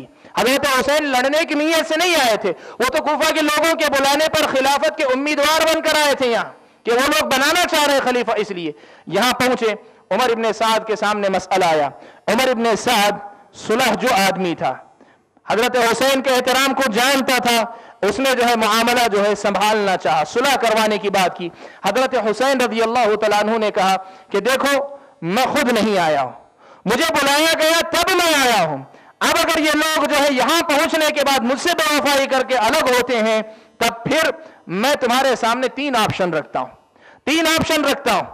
ایک آپشن یہ ہے کہ مجھے جو ہے واپس مدینہ لوٹ جانے دو، جہاں سے آیا میں وہیں واپس چلا جاؤں گا، یا اگر تمہیں اطمینان نہیں ہے تو مجھے جو ہے کسی سرحد میں جا کر بس جانے دو، سرحدوں پہ زندگی گزار دوں گا، کسی بڑے شہر میں آؤں گا نہیں کہ تمہیں میرے متعلق ڈر ہو کہ میں بغاوت کر دوں گا. اور تیسری چیز کہا کہ اگر یہ دونوں منظور نہیں ہیں تو سیدھے مجھے یہاں سے تم ملک شام پہنچا دینا، اس لیے کہ یزید ابن معاویہ وقت کا خلیفہ وہ کہاں ہے؟ ملک شام کے اندر بیٹھے ہوئے. کہا یزید ابن معاویہ کے پاس پہنچا دو، میں اپنا معاملہ ان کے ساتھ طے کر لوں گا. یہ ایک تاریخی روایت میں صراحت کے ساتھ یہ الفاظ کہ میں اپنا ہاتھ ان کے ہاتھ میں دوں گا، بیعت ان کے ہاتھ پہ کر لوں گا. یہ حضرت حسین نے 3 آپشن دیے. عمر ابن سعد خوش ہوئے کہ معاملہ اچھے طریقے سے نمٹ رہا ہے. یہ تینوں آپشن لے کر عبید اللہ ابن زیاد جو کوفہ کا گورنر تھا اس کے پاس بھیجا. اس نے کہا، عبید اللہ ابن زیاد شریر آدمی تھا. اس نے کہا کہ نہیں، اب حسین یہاں آ چکے ہیں تو یہاں سے ایک ہی آپشن ہے ان کے لیے، وہ یہ کہ میرے ہاتھ پر بیعت کریں گے، یزید کے لیے بیعت کریں گے، میرے ہاتھ پر بیعت کریں گے، یزید کے لیے بیعت کریں گے. اس کے علاوہ اور کوئی آپشن نہیں دیا جا سکتا. حضرت حسین نے کہا کہ عبید اللہ ابن زیاد جیسے آدمی کے ہاتھ پہ میں بیعت نہیں کر سکتا. حضرت حسین نے کہا میں ایسے آدمی کے ہاتھ پہ بیعت نہیں کر سکتا. اسی مسئلے پر جنگ ہوئی. یاد رکھیں، اسی مسئلے پر جنگ ہوئی. جنگ ہونے کے بعد حضرت حسین رضی اللہ تعالیٰ عنہ اور آپ کے ساتھی شہید کر دیے گئے. کتنی تعداد تھی؟ مورخین نے الگ الگ باتیں کہی ہیں. زیادہ سے زیادہ جو تعداد نقل کی گئی 60 سے 70، بلکہ بعض مورخین نے 72 سے 73 لوگ نقل کیے ہیں، جس میں بڑے بوڑھے اور جوان اور وہ بچے بھی جو شہید کر دیے گئے سب شامل ہیں. یہاں تک کہ یہ بات بھی نقل کی گئی ہے کہ جو لوگ شہید کیے گئے ان میں 6 ماہ کا ایک بچہ علی اصغر بھی تھا. 6 ماہ کا ایک بچہ علی اصغر بھی تھا جس کو شہید کر دیا گیا. یہ حضرت حسین رضی اللہ تعالیٰ عنہ کے ساتھ ہونے والا انتہائی بدبختانہ عمل تھا، انتہائی ظالمانہ روش تھی. علماء اہل السنہ والجماعہ سلف و صالحین کا یہ متفقہ عقیدہ ہے. اب یہاں جو ہے حضرت حسین شہید کر دیے گئے، اسی کے ساتھ حضرت حسین کی شہادت کا واقعہ ختم ہوا. اب اس کے بعد کئی باتیں یہاں سے جو ہے مطلب کھلتی ہیں وہ سمجھنے کی. حضرت حسین کی شہادت کو کس نقطہ نظر سے دیکھا جائے؟ کیا یہ شہادت مظلومیت کی تھی یا یہ شہادت صحیح تھی؟ شہادت کا مطلب ان کا قتل جائز قتل تھا. امت کے اندر 2 طبقے پیدا ہوئے. ایک طبقے نے کہا کہ حضرت حسین نعوذ باللہ باغی تھے. کہا نعوذ باللہ حضرت حسین رضی اللہ تعالیٰ عنہ باغی تھے، وقت کے حکمران کے خلاف انہوں نے بغاوت کی تھی اور اسلامی شریعت کے اندر باغی کی سزا قتل ہے، لہذا حضرت حسین کی کا جو قتل ہے وہ حق بجانب ہے. یہ ایک فرقے نے کہا. غلط بات ہے، انتہائی غلط بات تھی یہ. اور اس کے مقابلے میں دوسرے فرقے نے یہ بات کہی کہ نہیں، حضرت حسین کی جو شہادت ہوئی وہ اسلام کی حفاظت میں ہوئی، اسلام کی حفاظت میں ہوئی. حضرت حسین اسلام کے محافظ بن کر آئے تھے، لہذا جتنے لوگ ان کے خلاف تھے یا جن لوگوں نے بھی ان کا ساتھ نہیں دیا وہ اسلام کے دشمن تھے، وہ اسلام کے دشمن تھے. یہ بھی غلط بات ہے. صحیح موقف کیا ہے؟ علماء اہل السنہ والجماعہ نے بات لکھی ہے کہ صحیح موقف یہ ہے کہ حضرت حسین رضی اللہ تعالیٰ عنہ جس وقت مدینہ سے نکل کر مکہ سے نکل کر کوفہ تک پہنچے تھے، ان کی اپنی اجتہادی رائے تھی. وہ رائے اجتہاد کے باب میں صحیح بھی ہو سکتی ہے، اجتہاد کے باب میں غلط بھی ہو سکتی ہے. اور اجتہاد کے باب میں آپ کو یہ مسئلہ معلوم ہونا چاہیے کہ مجتہد اگر نیک نیتی کے ساتھ اجتہاد کر رہا ہو، اس کا اجتہاد غلط بھی ہوگا تو کم از کم اسے ایک ثواب ضرور ملے گا، اجتہاد صحیح ہوگا تو دوہرا ثواب ملے گا. تو کہا کہ حضرت حسین مجتہد تھے، لیکن جس وقت انہوں نے اس دعوے سے دستبرداری کا اعلان کیا، کب؟ جب مسلم بن عقیل کے وفات کی خبر ملی اور آپ نے لوٹنے کا ارادہ کیا، یا اس کے بعد جس وقت حضرت حسین نے میدان جنگ میں 3 آپشن رکھے تھے اور خلافت کے مسئلے کو اپنے شرائط میں نہیں رکھا تھا، اس کے بعد حضرت حسین کی وہ بات قبول کی جانی لازمی تھی، ضروری تھی. لیکن جن لوگوں نے قبول نہیں کیا، عبید اللہ ابن زیاد یا جن لوگوں نے حضرت حسین سے براہ راست لڑائی کی، یہ لوگ ظالم تھے اور اللہ تبارک و تعالیٰ کے پاس ان کو اس کا حساب دینا پڑے گا. یہ لوگ ظالم تھے، اللہ تعالیٰ کے پاس اس کا ان کو حساب دینا پڑے گا. یہ اہل سنہ والجماعہ کا موقف ہے. نہ تو یہ کہتے ہیں کہ حضرت हुसैन रज़ी अल्लाह तआला अन्हु बागी थे, और न ही ये कहते हैं कि हजरत हुसैन ही सिर्फ हक पर थे, बाकी जितने मुसलमान थे सब गुमराह थे या इस्लाम के दुश्मन थे। ये बात नहीं मेरे भाइयों, ये वाक़ई करबला का मुख्तसर सा तज्ज़िया आपके साथ खुलासा मैंने आपके सामने रखा। यही एक और मसला आपके सामने वाज़ेह कर देना चाहता हूं। यहां कुछ बातें बड़ी मशहूर हैं कि नऊज़ बिल्लाह अल्लाह के नबी सल्लल्लाहु अलैहि वसल्लम के खानदान की जो पाकबाज बीवियां थी, पाकबाज औरतें जो अल्लाह के नबी सल्लल्लाहु अलैहि वसल्लम के घराने की थी, नऊज़ बिल्लाह, ये बातें मुअर्रिखीन में से बाज़ ने नकल की कि इनकी बेहुरमती की गई, इनको जो है मतलब बगैर कजावे के ऊंट पर खुलेआम बिठाया गया और इनको जो है गलियों में घुमाया गया और उनके साथ जो तौहीन का मामला किया गया। ये कहा जाता है नऊज़ बिल्लाह कि हजरत हुसैन रज़ी अल्लाह तआला अन्हु की शान में यजीद ने या किसी और ने जो गुस्ताखियां की, इस सिलसिले में उलमा अहले सुन्नह वल जमाअह ने बड़ी तफसील के साथ ये बात लिखी है। अल्लामा इब्न तैमिया रहमतुल्लाह अलैहि ने मिनहाज सुन्नह में, और इसी तरीके से गज़ाली ने, इमाम गज़ाली ने इह्या उलूमुद्दीन के अंदर लिखी है, और इसी बात को इब्न खल्लिकान ने वफ़ियातुल आयान अपनी किताब के अंदर नकल किया है। दोनों बातें नकल, दो सब लोग ये बात नकल करते हैं कि अल्लाह का फजल करम है कि ये उम्मत इतनी बदबख्त हरगिज नहीं है कि खुद अपने नबी के घराने के लोगों की तौहीन करे। उम्मत इतनी बदबख्त हरगिज नहीं है कि अपने नबी के घराने वाले के लोगों के साथ, अपने नबी के घराने की औरतों के साथ ऐसा मामला करे। ऐसा नहीं हुआ, लेकिन हकीकत क्या थी इस वाक़ये की? हकीकत ये थी कि सिर्फ इसलिए कि यजीद के साथ दुश्मनी निकालनी थी या यजीद की आड़ में कुछ और लोगों के साथ दुश्मनी निकालनी थी, जिनकी मैं वजाहत करने जा रहा हूं, उनके साथ दुश्मनी निकालनी थी। इसलिए लोगों के जज्बात को भड़काने के लिए अल्लाह के नबी सल्लल्लाहु अलैहि वसल्लम के नवासे और उनके घराने के साथ तौहीन किए जाने की दास्तानें घड़ी गई हैं। ऐसी ऐसी बातें घड़ी गई जिनका सही मुस्तनद तारीख के अंदर कोई मोतबर हवाला आपको नहीं मिलेगा। आपके सामने ये बात नकल करूं, हजरत हुसैन की शहादत हो गई। हुसैन की शहादत रज़ियल्लाहु तआला अन्हु की हुई। उसके बाद जिस वक्त जंग खत्म होने के बाद उन खवातीन को लेकर उबैदुल्लाह इब्न ज़ियाद के पास कूफा में पहुंचाया जा रहा था, मुअर्रिखीन ने लिखा है कि कूफा के वो लोग जिन्होंने हजरत अली को बुलाया था और ऐन वक्त पर गायब हो गए थे, उन लोगों ने जो है मतलब चीखना चिल्लाना शुरू किया, गलियों में चीखते हुए निकले कि हाय हमारी नादानी की वजह से अल्लाह के नबी के नवासे शहीद कर दिए गए। शिया हजरात का कहना यह है कि यहीं से मातम की सुन्नत चल पड़ी, और उसके बाद से इनका कहना यह है कि तारीख इस्लाम में हमेशा से मातम हो रहा है, जबकि सही तारीख यह है कि मातम का यह रिवाज कुरून ऊला में कभी नहीं रहा। मातम सबसे पहले कब आया, इसकी वजाहत करके मैं कुछ नुकात की तरफ आना चाहता हूं। आपको बताऊं, खिलाफत इस्लामिया नबी अकरम सल्लल्लाहु अलैहि वसल्लम के बाद सन 40 हिजरी तक खिलाफत राशिदा का दौर है। सन 40 हिजरी से सन 121 तक 126 तक कहिए, यह बनो उमैया का दौर है, और 126 से 656 हिजरी तक खिलाफत अब्बासिया का दौर आता है। खिलाफत अब्बासिया के दौर में ऐसा हुआ कि बाज खानदान बाज इलाकों पर अपना कंट्रोल खास तौर पर कायम कर लेते थे। उन्हीं में से एक खानदान है बनी बुवैह कहलाता है, या इनको बुवैहियीन कहते हैं, बुवैहियीन बनी बुवैह। इस खानदान ने बगदाद और अतराफ अकनाफ के इलाकों पर अपना कंट्रोल हासिल किया। इसी खानदान के हुक्मरानों में से एक हुक्मरान का नाम है मुइज़्ज़ुद्दौला। मुइज़्ज़ुद्दौला इसका नाम जो है मतलब एक हुक्मरान की हैसियत से है। इसने क्या किया, बगदाद के इलाके में इसका इख्तियार था, तो सबसे पहले सन 351 हिजरी में, 350 पर 351 हिजरी में इसने बगदाद की जामे मस्जिद पर यह कलिमात लिखा है कि लअन अल्लाहु अबा सुफियान नऊज़ु बिल्लाहि मिन ज़ालिक।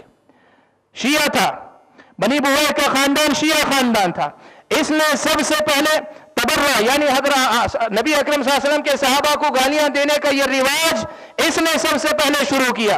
लिखा लअन अल्लाहु अबा सुफियान नऊज़ु बिल्लाह। आप जानते हैं कुफ्र को नकल करना कुफ्र नहीं होता, वरना हमारी जबानें गोंगी हो जाए अगर इसी बातें हम सहाबा के बारे में कहें तो। کہا لعن اللہ ابا سفیان، اللہ کی لعنت ہو ابو سفیان پہ رضی اللہ تعالی، لعن اللہ معاویہ بن ابی سفیان، ابو سفیان نہیں، لعن اللہ معاویہ بن ابی سفیان، معاویہ ابن ابی سفیان پر لعنت ہو۔ اور اس کے ساتھ کہا جس نے فدق کا حصہ نہیں دیا، ابو بکر مراد ہے، ان پر لعنت ہو۔ جس نے جو ہے یہ ظلم کیا، ایک لمبی فہرست جس میں صحابہ کرام کی طرف اشارہ تھا، گالیاں لکھوا دیں۔ اہل سنت موجود تھے شہر کے اندر، لیکن غلبہ شیعی حکومت کا تھا، بڑی تکلیف محسوس کی، راتوں رات کسی سنی نے جا کر جو ہے اس عبارت کو مٹا دیا، جامع مسجد کی جو تحریر تھی جس پر، اس کو مٹا دیا۔ معز الدولہ نے دوبارہ وہی عبارت لکھوانی چاہیے، تو اس کا اپنا ایک وزیر ہے جس کا نام ہے محلبی، محلبی نے اسے مشورہ دیا کہ دیکھو تم ایسا مت کرو، اس کے بجائے ایک کام کرو کہ معاویہ کا نام لے کر لعنت کرو، اور اس کے بعد یہ کہہ دینا کہ آل محمد پہ جن لوگوں نے ظلم کیا ان پر لعنت ہے، معاویہ پہ لعنت ہے، اس کے بعد آل محمد پہ جن لوگوں نے ظلم کیا ان پر لعنت ہے۔ اور یاد رکھنے میرے بھائیوں، یہاں جو آل محمد پہ ظلم کرنے والے لوگ ہیں وہ کون ہیں؟ اس سے مراد صحابہ کرام ہیں، ان کی نظر میں یہ بات میں آگے آپ کے سامنے واضح کرنے والا ہوں۔ یہ 351 ہجری میں سب سے پہلے صحابہ پر لعنت بھیجنے کا رواج شیعی حکومت کے اندر بنی بویہ میں معز الدولہ نے سب سے پہلے شروع کیا۔ 352 ہجری کا وقت آیا، اگلا سال 352 ہجری میں معز الدولہ نے یہ حکم جاری کیا کہ 352 ہجری کے اندر سارے کے سارے جو شیعہ ہیں وہ 10 محرم کو ماتم کریں، عورتیں اپنا گریبان چاک کرتے ہوئے بال کھول کر روتی ہوئی گلیوں میں نکلے، جلوس نکالا جائے۔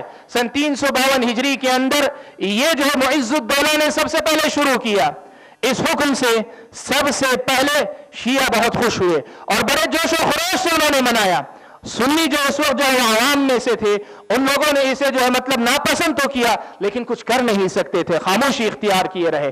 352 کے بعد 353 ہجری آئی، 353 ہجری آئی، بغداد کے شہر میں معز الدولہ کا یہ حکم آیا کہ اس سال شیعہ کے ساتھ سنی بھی برابر ویسے ہی ماتم کرتے ہوئے نکلیں گے۔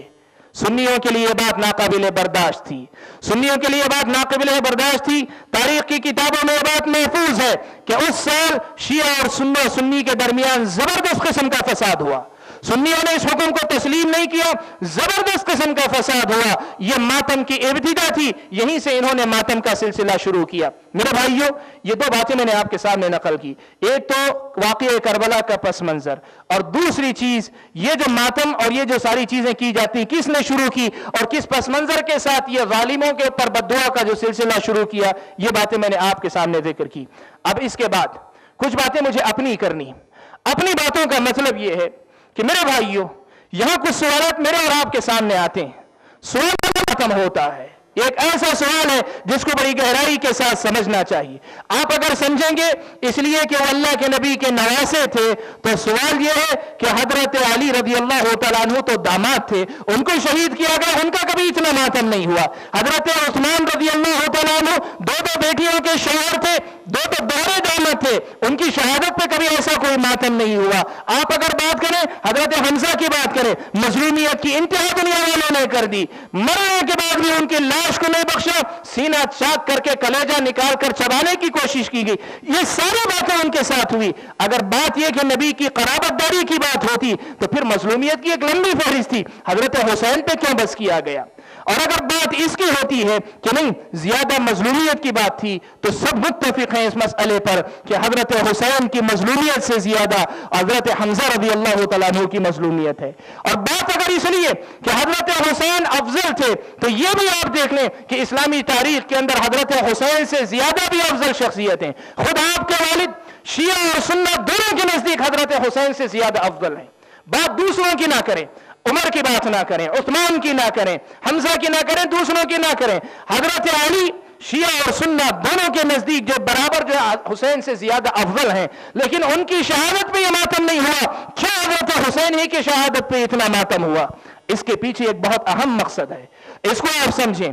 اگر آپ شیعہ سے پوچھیں گے، شیعہ حضرات کا یہ کہنا ہے، اور بدقسمتی ہماری کہ ہمارے اپنے سنی بھائیوں میں کی ایک بڑی تعداد نے بھی ان کی کہی ہوئی اس بات کو یا اگر لفظ برداشت کرے ان کے چبائے ہوئے اس نبالے کو بالکل بغیر سوچے سمجھے نگلنے کی کوشش کی۔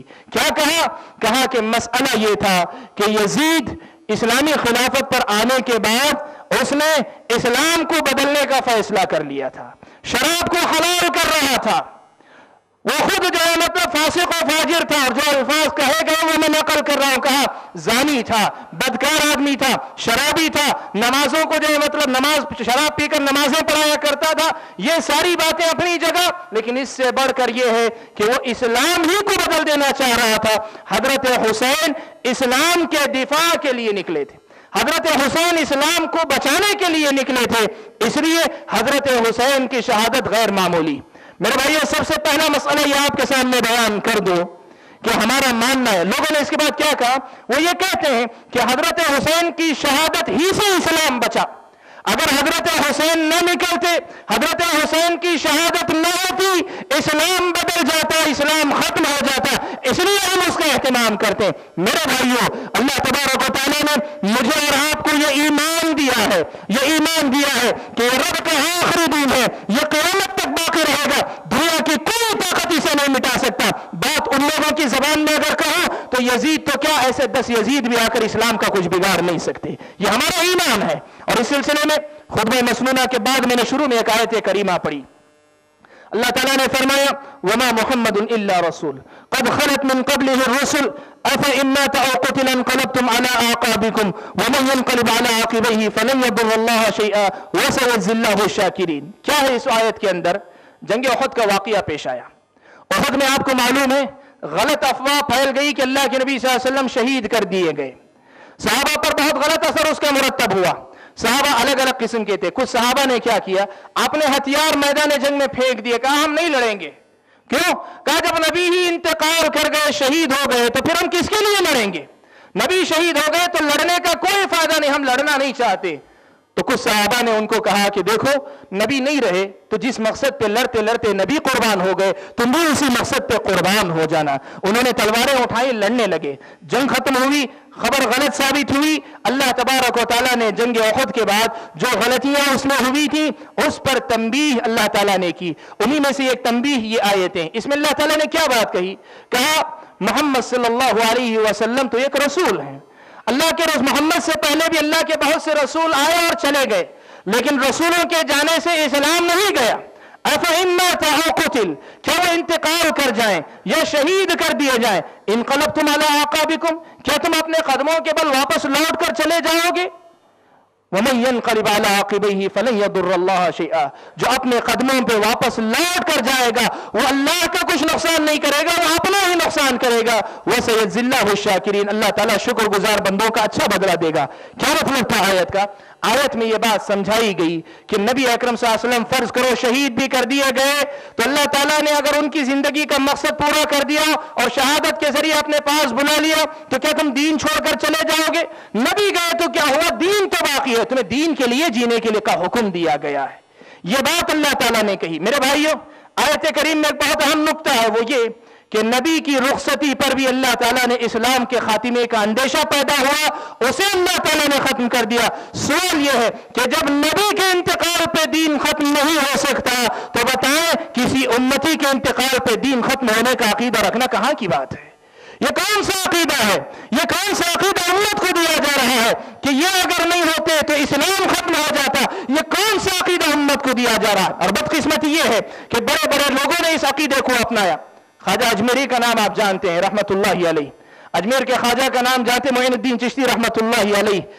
سنیوں میں سے جو لوگ شیعہ کے افکار سے متاثر ہو کر باتیں قبول کیے ان میں سے ایک اثر خود ان کی اپنی شاعری میں بھی نظر آتا ہے۔ انہوں نے کہا شاہ است حسین، معین الدین چشتی رحمت اللہ علیہ کے اشعار ہیں، دیکھیں کہتے ہیں شاہ است حسین، بادشاہ است حسین، دین است حسین، دین پناہ است حسین، سرداد نداد دست در دست یزید، حقا کے بنائے لا الہ است حسین۔ فارسی میں کہتے ہیں، کیا کہتے ہیں؟ کہتے ہیں کہ شاہ است حسین، حسین بادشاہ ہیں، نبی کے گھرانے کے سردار ہیں، بادشاہ است حسین، حسین بادشاہ ہیں، دین است حسین، حسین خود دین ہے، دین پناہ است حسین، دین کی پناہ حسین ہے، سرداد نداد دست در دست یزید، اپنا سر قربان کر دیا لیکن اپنا ہاتھ یزید کے ہاتھ میں نہیں دیا۔ حق بات تو یہ ہے کہ بنائے لا الہ است حسین، حسین تو لا الہ الا اللہ کی بنیاد ہے۔ میرے بھائیوں بتائیے کون سا عقیدہ ہے؟ رب نے تو عقیدہ یہ دیا تھا کہ یہ ایمان، یہ دین ہمیشہ باقی رہے گا. لا تزال طائفة من امتی ظاہرین علی الحق لا يضرهم من خذلهم ولا من خالفهم حتى يأتي امر اللہ وهم كذلك، کہ یہ دین برابر غالب رہے گا، باقی رہے گا. کوئی مدد سے ہاتھ کھینچنے والا اسے نقصان نہیں پہنچائے گا، کوئی مخالفت کرنے والا بھی اس کو نقصان نہیں پہنچائے گا. قیامت جب تک نہیں آ جاتی تب تک یہ باقی رہے گا. تو یہ کہنا کہ حسین کی شہادت اس لیے اہم تھی کہ انہوں نے اسلام کو بچایا، یہ ایک غلط عقیدہ ہے. یہ پہلی بات آپ کے سامنے میں رکھ رہا ہوں. اور دوسری بات یہ کہنا چاہتا ہوں، آپ اگر یہ کہتے ہیں، آپ یہ کہتے ہیں کہ حضرت حسین کی وجہ سے اسلام بچا تھا، تو میرے بھائیوں آپ کو اندازہ نہیں آپ کتنی بڑی غلطی کر رہے ہیں. آپ کو اندازہ نہیں آپ نے صحابہ پہ کتنا بڑا الزام لگا دیا، آپ نے صحابہ پہ کتنا بڑا الزام لگایا، آپ کو اندازہ نہیں. لوگ کہتے ہیں اسلام زندہ ہوتا ہے ہر کربلا کے بعد، اسلام زندہ ہوتا ہے ہر کربلا کے بعد. میرے بھائیوں آپ کو اندازہ نہیں آپ نے کتنا بڑا الزام لگایا. کیوں؟ سوال یہ ہے کہ اس وقت میدان جہاد، میدان جنگ میں شہید ہونے والے کتنے لوگ تھے؟ 70 یا 72 لوگوں کی تعداد، جس میں 6 سال کا بچہ علی اصغر بھی شامل. ان سب کے علاوہ آپ یہ کہنا چاہتے ہیں کہ یزید اسلام کو بدل رہا تھا، یزید اسلام کی جو توہین کر رہا تھا، یزید اسلام کو برباد کرنے پہ تلا ہوا تھا، اور اسلامی غیرت پورے مسلم معاشرے کے اندر صرف ان 70 لوگوں کے اندر تھی، جن میں ایک بچہ بھی شامل. ان کے علاوہ کسی کے اندر دین کی حمیت اور غیرت نہیں تھی. صحابہ کا زمانہ ہے، صحابہ کا زمانہ ہے. علامہ مقدسی رحمت اللہ علیہ نے یہ بات نقل کی ہے کہ علماء نے نام لے کر نقل کیا ہے کہ یزید کے ہاتھ پہ بیعت کرنے والوں میں 70 صحابہ کے صراحت کے ساتھ نام آئے. آپ کو معلوم ہونا چاہیے یہ واقعہ سن 61 ہجری میں ہوا، اور صحابہ کی جماعت سن 110 ہجری تک باقی رہی.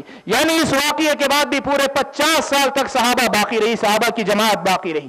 آپ اگر یہ کہتے ہیں کہ اسلام کے نام پہ حضرت حسین اٹھے تھے، تو سوال یہ پیدا ہوتا ہے جس وقت اسلام کے لیے وہ جنگ لڑ رہے تھے، دوسرے صحابہ کیا کر رہے تھے؟ دوسرے صحابہ کیا کر رہے تھے؟ شیعہ کو کچھ فرق نہیں پڑتا. کیوں؟ اس لیے کہ ان کا عقیدہ یہ ہے کہ نبی کی زندگی کے بعد گنے چنے 19 یا 6-7 صحابہ کے علاوہ سب مرتد ہو چکے تھے. یہ ان کا عقیدہ ہے. ان کو کچھ فرق نہیں پڑتا یہ کہنے میں کہ حسین اکیلے اسلام کے لیے لڑنے والے تھے. لیکن میرے بھائیو، آپ اہل سنت و جماعت میں سے آپ کا ایمان و عقیدہ یہ ہے کہ صحابی کے بارے میں یہ کہنا کہ وہ مرتد ہوئے تھے اپنے آپ کو کفر کے دائرے میں داخل کرنے والی بات ہے. سوال یہ ہے کہ آپ نے کیسے یہ قبول کر لیا کہ حضرت حسین یا ان کے ساتھ اٹھنے والی جماعت ہی اسلام کے لیے اٹھی تھی، باقی ساری کی ساری جماعت اسلام کے لیے نہیں اٹھی تھی؟ کیا کر رہے تھے؟ آپ یہ کہنا چاہتے ہیں کہ یزید اسلام کو برباد کر رہا تھا تو صحابہ اس کی تائید میں لگے ہوئے تھے، نعوذ باللہ؟ یا یہ کہنا چاہتے ہیں کہ خاموش تماشائی بنے ہوئے تھے؟ یہ نہیں ہو سکتا، یہ ہماری غیرت گوارا نہیں کرتی. ہم جانتے ہیں کہ صحابہ تو وہ تھے کہ چھوٹی سی بھی بدعت کو دیکھ لیتے، چھوٹی سی بدعت کو دیکھ لیتے، معمولی سی بدعت کو دیکھ لیتے. صحابہ یہ کہتے کہ دیکھو ان کو بتا دو ہم ان سے بری ہیں. صحیح مسلم کی روایت ہے، حضرت عبداللہ ابن عمر رضی اللہ تعالیٰ عنہ کے پاس کچھ لوگ آئے، کہنے لگے کہ عبداللہ ابن عمر، بصرہ میں ہمارے کچھ لوگ موجود ہیں، وہ یہ کہتے ہیں کہ تقدیر پہلے سے لکھی ہوئی نہیں ہوتی. ایک نئی بدعت ظاہر ہو رہی تھی. حضرت عبداللہ ابن عمر نے صاف الفاظ میں لکھ کر بھیجا، کہا کہ صاف الفاظ میں کہلا بھیجا کہ جاؤ کہہ دو اس آدمی سے، کہہ دو میں اس سے بری ہوں، وہ مجھ سے بری، میرا اس سے کوئی لینا دینا نہیں. صحابہ معمولی بدعت نہیں برداشت کرتے تھے، اور آپ ان پہ الزام دے رہے کہ اسلام کے نام پہ اٹھنے والے صرف حضرت حسین رضی اللہ تعالیٰ عنہ تھے. حضرت حسین رضی اللہ تعالیٰ عنہ کے متعلق کہنا یہ حضرت حسین کی عقیدت و محبت کا معاملہ نہیں ہے، صرف اس کے ساتھ ہمارے اور آپ کے ایمان و عقیدہ جڑا ہوا ہے. اس لیے میرے بھائیو، یہ کہنا کہ حضرت حسین اکیلے اسلام کے لیے اٹھے تھے، یہ کہنا یہ غلط بات ہے. حضرت حسین اپنی جو حقداری کو حقدار سمجھتے ہوئے اٹھے تھے. اللہ تعالیٰ نے ان کے حق میں وہ بات نہیں لکھی تھی، مظلومیت کی حالت میں شہید ہوئے. یہی ہمارا ایمان و عقیدہ ہے. اور اس سے آگے بڑھ کر ایک اور بات آپ کے سامنے نقل کروں کہ آپ کو ایک بات اور بتاتا ہوں. حضرت حسین کے اس معاملے کو اتنی زیادہ اہمیت ایک اور وجہ سے بھی دی جاتی ہے. شیعہ حضرات اس عقیدے کو کھل کر کبھی بیان نہیں کرتے، لیکن حقیقت یہی ہے کہ اس عقیدے کے پیچھے ایک بہت بڑی بات ہے. وہ کیا ہے؟ شیعہ اور سنہ کے درمیان، یعنی سنیوں اور شیعوں کے درمیان جو بنیادی مسئلہ ہے جس پر اختلاف ہے، وہ مسئلہ یہ ہے کہ نبی کی زندگی کے بعد نبی کی نیابت میں خلافت یا امامت کا حق کس کا ہے؟ نبی کی زندگی کے بعد نبی کی نیابت میں خلافت یا امامت کا حق کس کا ہے؟ شیعہ حضرات کا ماننا یہ ہے کہ نبی اکرم صلی اللہ علیہ وسلم کی زندگی کے بعد یہ آپ کے خاندان کا حق ہے، جس میں سب سے پہلے حضرت علی ہیں، پھر اس کے بعد ان کی نسل میں سے حضرت حسن، حضرت حسین، ان کے بعد علی ابن الحسین زین العابدین، ایک سلسلہ پورا ان کی اولاد کا، انہی کا حق ہے۔ اور اس عقیدے کے ساتھ ان کا ماننا یہ ہے کہ یہ عقیدہ قرآن میں تھا، یہ عقیدہ نبی نے بتایا تھا، لیکن ابو بکر اور عمر نے کیا کیا؟ نبی کی زندگی کے بعد نبی کے ساتھ بے وفائی کی، غداری کی، قرآن کو بدل دیا۔ جو آیتیں تھیں حضرت علی کی ولایت اور خلافت کے بارے میں، ان کو چھپا دیا، حذف کر دیا، مٹا دیا۔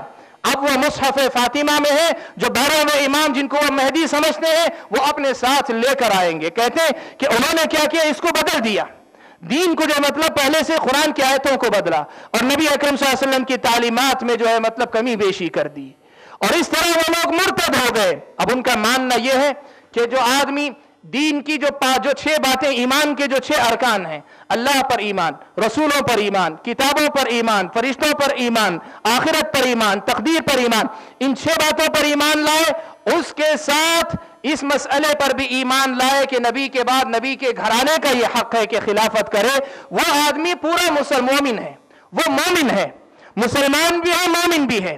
اور جو آدمی امامت اور خلافت کے مسئلے کو صحابہ کے اندر نہ، آل بیت کے اندر نہ مانے، بلکہ ان سے باہر جائز سمجھے، وہ آدمی مسلمان ہے، مومن نہیں ہے۔ آپ پوچھ لیں، یہ لفظ ضرور صاف الفاظ میں کہیں، وہ مسلمان ہے، مومن نہیں ہے۔ یہ شیعہ حضرات کا ماننا ہے۔ میرے بھائیوں، اس عقیدے کا مطلب یہ ہوا، وہ یہ کہتے ہیں کہ خلافت کا حق نبی کے بعد نبی کے گھر والوں کا ہے، اور نبی کے گھر والوں میں سے جو بھی وقت کا امام ہوتا ہے، اس کی یہ ذمہ داری بنتی ہے کہ وہ اپنی خلافت کو قائم کرنے کی کوشش کرے، اس لیے کہ وہ اگر حکومت کرے گا تبھی وہ اسلامی حکومت ہوگی، اور اگر وہ حکومت نہیں کرے گا تو ہر حکومت ظلم کی حکومت ہوگی، ہر حکومت غیر اسلامی حکومت ہوگی۔ اس پس منظر میں ان کا ماننا یہ ہے کہ نبی کے انتقال کے بعد ابو بکر کی حکومت ظلم کی حکومت، عمر کی حکومت ظلم کی حکومت، عثمان کی حکومت ظلم کی حکومت، درمیان میں علی کو چھوڑ کے معاویہ کی حکومت ظلم کی حکومت، یزید کی حکومت ظلم کی حکومت تھی۔ حضرت حسین اپنی امامت کے قائم کرنے کے لیے نکلے تھے، اپنی امامت کو قائم کرنے کے لیے نکلے تھے، اور ان کی امامت کا قائم ہونا گویا دین کا قائم ہونا تھا۔ اسی لیے ان کے جو خروج تھا یا نکل کر ان کا آنا تھا یہاں میدان کے اندر، اس چیز کو انہوں نے کیا کیا؟ دین کا اصل مسئلہ بنا لیا۔ اسی لیے آپ دیکھیں گے توحید کے مسئلے پہ کبھی بات نہیں ہوگی، رسالت کے حقوق پہ کبھی بات نہیں ہوگی، اور دوسرے سارے معاملات پہ اتنی بات نہیں ہوگی۔ شیعوں کے پاس یہ بنیادی عقیدہ کل زندگی اگر گھومتی ہے، اسی حضرت حسین رضی اللہ تعالیٰ عنہ کی شہادت کے واقعے کے اطراف گھومتی ہے۔ اس عقیدے کا مطلب کیا ہوا؟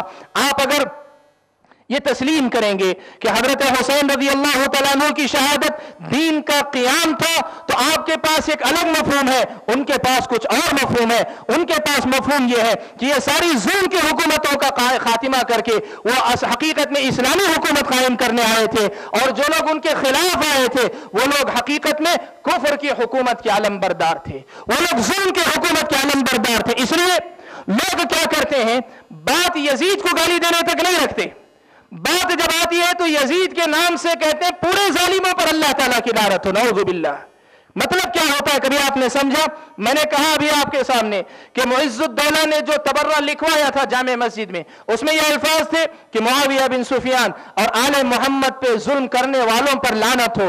یہ کون ہے معلوم ہے آپ کو؟ یہ وہی ابو بکر ہیں، یہ وہی عمر ہے، یہ وہی عثمان ہے، یہ وہی حضرت معاویہ رضی اللہ تعالیٰ عنہ مجمعین ہے۔ صحابہ میں سے یہ جلیل القدر صحابہ ہیں جن کو یہ لوگ گالیاں دیتے ہیں یا جن کے بارے میں یہ عقیدہ رکھتے ہیں کہ یہ ظالم تھے۔ آپ اگر اس مسئلے میں ان کے ہاں میں لائیں گے تو گویا مطلب یہ ہوا کہ آپ بھی صحابہ کے متعلق یہ عقیدہ رکھتے ہیں۔ اسی لیے علماء نے یہ مسئلہ سمجھایا کہ حضرت حسین رضی اللہ تعالیٰ عنہ کے ساتھ امام حسین علیہ السلام، یہ دو الفاظ کا استعمال خاص طور پہ اگر کوئی کرتا ہے تو ایسا نہیں کرنا چاہیے۔ کیوں؟ اس لیے کہ امام اگر اس معنی میں آپ کہنا چاہتے ہیں کہ وہ دین اور دین کے معاملات میں علم کا سمندر تھے، امامت کے درجے کو پہنچے ہوئے، تو یقیناً تھے، نواسے رسول ہیں، نبی کی تربیت میں، نبی کے شاگرد ہیں، امامت کا اونچے سے اونچا درجہ ان کے پاس ہو سکتا ہے، لیکن امامت کا وہ درجہ یہاں مراد نہیں ہے۔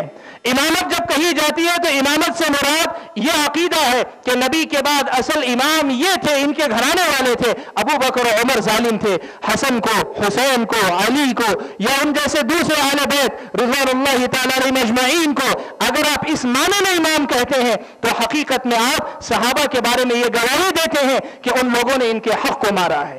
اس لیے اس معنی میں امام کہنا یہ غلط ہے۔ اسی لیے بڑا تعجب ہوتا ہے جب بات آتی ہے ابو بکر کی، کہتے ہیں حضرت ابو بکر، عمر کی بات آتی ہے تو کہتے ہیں حضرت عمر، عثمان کی بات آتی ہے تو کہتے ہیں حضرت عثمان، علی کی بات آتی ہے تو کہتے ہیں امام علی، حضرت معاویہ کی بات آتی ہے تو کہتے ہیں کہ حضرت معاویہ، یزید کی بات آتی ہے تو کہتے ہیں یزید، اور پھر اگر حضرت حسین کی بات آتی ہے تو امام حسین کہتے ہیں۔ اس عقیدے کے پس منظر میں امام کہنا شرعاً حقیقت میں یہ درست نہیں ہے، اس لیے کہ در حقیقت اس میں صحابہ کرام پر اعتراض کرنے والی بات ہے۔ میرے بھائیو، یہ ساری باتیں میں نے آپ کے سامنے بڑی تیزی کے ساتھ سمیٹ کر رکھی۔ کہنا کیا چاہتا ہوں؟ کہنا یہ چاہتا ہوں کہ حضرت حسین رضی اللہ تعالیٰ عنہ کی شہادت مظلومیت کی شہادت تھی، یہ ہم مسلمانوں کا ماننا ہمارا یقین ہے۔ کیوں؟ جس وقت انہوں نے اپنے شرائط رکھ دیے کہ میں خلافت نہیں چاہتا، مجھے واپس لوٹنے دیا جائے، وہاں سے وہ حق پر تھے اور ان کو جو واپس لوٹنے دیا جانا چاہیے تھا، لیکن جن ظالموں نے یہ کام کیا، کون تھے ظالم؟ کون اس کے ذمہ دار ہیں؟ یا تو جو ہے مطلب آپ اگر فوج کے نام پہ کہنا چاہیں تو وہ جو ہے عبید اللہ ابن زیاد ہے، یا اگر آپ براہ راست ذمہ دار کہنا چاہیں تو کوفہ کے وہ شر پسند لوگ ہیں جو پہلے حضرت حسین کو بلائے اور وقت آنے پر انہوں نے ان سے بے وفائی کی، اور یہی لوگ آگے چل کر، یہ حقیقت ہے تاریخی کہ یہی لوگ آگے چل کر شیعان علی شمار کیے گئے، حضرت علی کے شیعہ یعنی ان کے گھر والوں کے محبت کرنے والے شمار ہوئے۔ یہی لوگ اصل میں قاتلین حسین ہیں، قاتلین حسین یہی ہیں۔ اور اگر نام لے کر کہا جائے، مؤرخین میں سے بعض نے بات نقل کی ہے کہ شمر دل جوشن ایک آدمی کا نام ہے، اس نے حضرت حسین رضی اللہ تعالیٰ عنہ کو شہید کیا تھا۔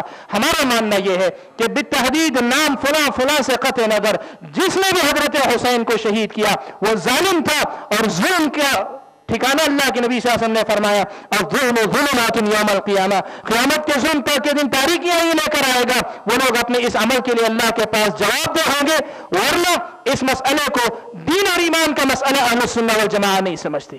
حضرت حسین کی محبت، حضرت حسین کی محبت دین کا حصہ ہے، لیکن اس محبت کا یہ مطلب نہیں ہے کہ آپ اس جنگ کے متعلق یہ یقین رکھیں کہ یہ جنگ بھی مذہبی قسم کی جنگ تھی۔ حقیقت یہ ہے کہ ایک لفظ میں اگر کہنا چاہیں تو مسلمانوں کی داخلی سیاست میں جو حادثات ہوئے ان میں سے جو ہے مطلب ایک حادثہ ہے، اس کا دین اور مذہب سے براہ راست تعلق نہیں ہے۔ اسی لیے آج جو عنوان آپ کے سامنے رکھا گیا، یہی پیغام دینے کے لیے رکھا گیا کہ شہادت حسین رضی اللہ تعالیٰ عنہ تاریخ کا ایک عظیم سانحہ ہے، تاریخ کا ایک عظیم حادثہ ہے، اس کا تعلق دین و ایمان سے نہیں ہے۔ اس مسئلے کو واضح کرنا تھا۔ بہت کوشش کی میں نے کہ بات سمیٹ کر آپ کے سامنے واضح کروں۔ میں امید رکھتا ہوں انشاءاللہ کہ جو باتیں میں نے کہی ہیں اس سے مسئلے کی نزاکت سمجھ میں آئی ہوگی، اور حضرت حسین کی محبت کے ساتھ ساتھ صحابہ کی محبت اور ان کے مقام و مرتبے کا احترام بھی ہمارے دل و دماغ میں انشاءاللہ رہے گا۔ اللہ تعالیٰ صحابہ اور آل بیت سب کی محبت ہمارے دلوں میں اللہ تعالیٰ بسائے، سب کے حقوق کو ادا کرنے کی اللہ تعالیٰ مجھے اور آپ سب کو توفیق عطا فرمائے۔ اللہ تعالیٰ اس قسم کے مسائل میں صحیح تحقیق پر اعتماد کرتے ہوئے صحیح رائے رکھنے کی ہم سب کو توفیق عطا فرمائے۔ آمین وآخر دعوانا ان الحمد للہ رب العالمین۔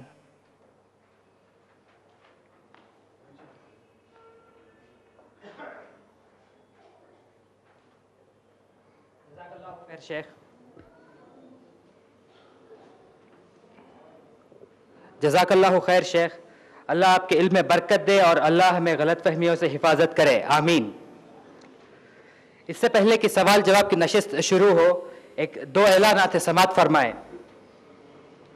جیسا کہ آپ سب جانتے ہیں کہ اسلامک انفارمیشن سینٹر کے زیر اہتمام حال ہی میں منعقد 4 ہفتوں کا اجلاس عام بعنوان سیرت خلفائے راشدین، جس میں نامور علماء دین کا خطاب ہوا، اسی مجلس کے DVDs موجود ہے، آپ باہر جاتے ہوئے اس کو دستیاب کر سکتے ہیں۔ ایک اور اہم اعلان ہے، الحمدللہ اسلامک انفارمیشن سینٹر نے زمین خریدی ہے اور اس کا تعمیری کام ابھی جاری ہے۔ آپ لوگوں سے درخواست ہے کہ اپنے مال سے تعاون کریں، اور جو حضرات سیمنٹ، جلی، سٹیل وغیرہ اشیاء کے ذریعے بھی تعاون کر سکتے ہیں۔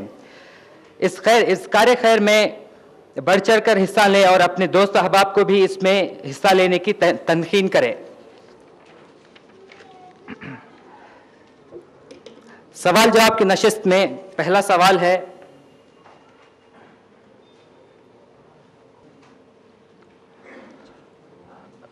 सवाल जवाब में पहला सवाल आया, यजीद इब्न मुआविया के ताल्लुक़ से हमारा तसव्वुर क्या होना चाहिए।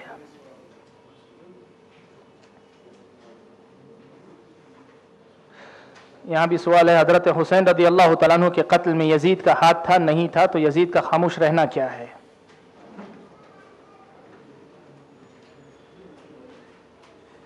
यजीद इब्न मुआविया हज़रत मुआविया रदी अल्लाह तआला अन्हु के बेटे हैं। हज़रत मुआविया रदी अल्लाह तआला अन्हु ने अपनी ज़िंदगी में इनको हुकूमत के बहुत से कामों में इस्तेमाल किया और उनको जो है मतलब एक कामयाब लीडर की हैसियत से देखा, तो हज़रत मुआविया ने उनको अपना नायब मुतय्यन कर दिया। यजीद इब्न मुआविया के ज़माने में कई वाक़ियात पेश आए।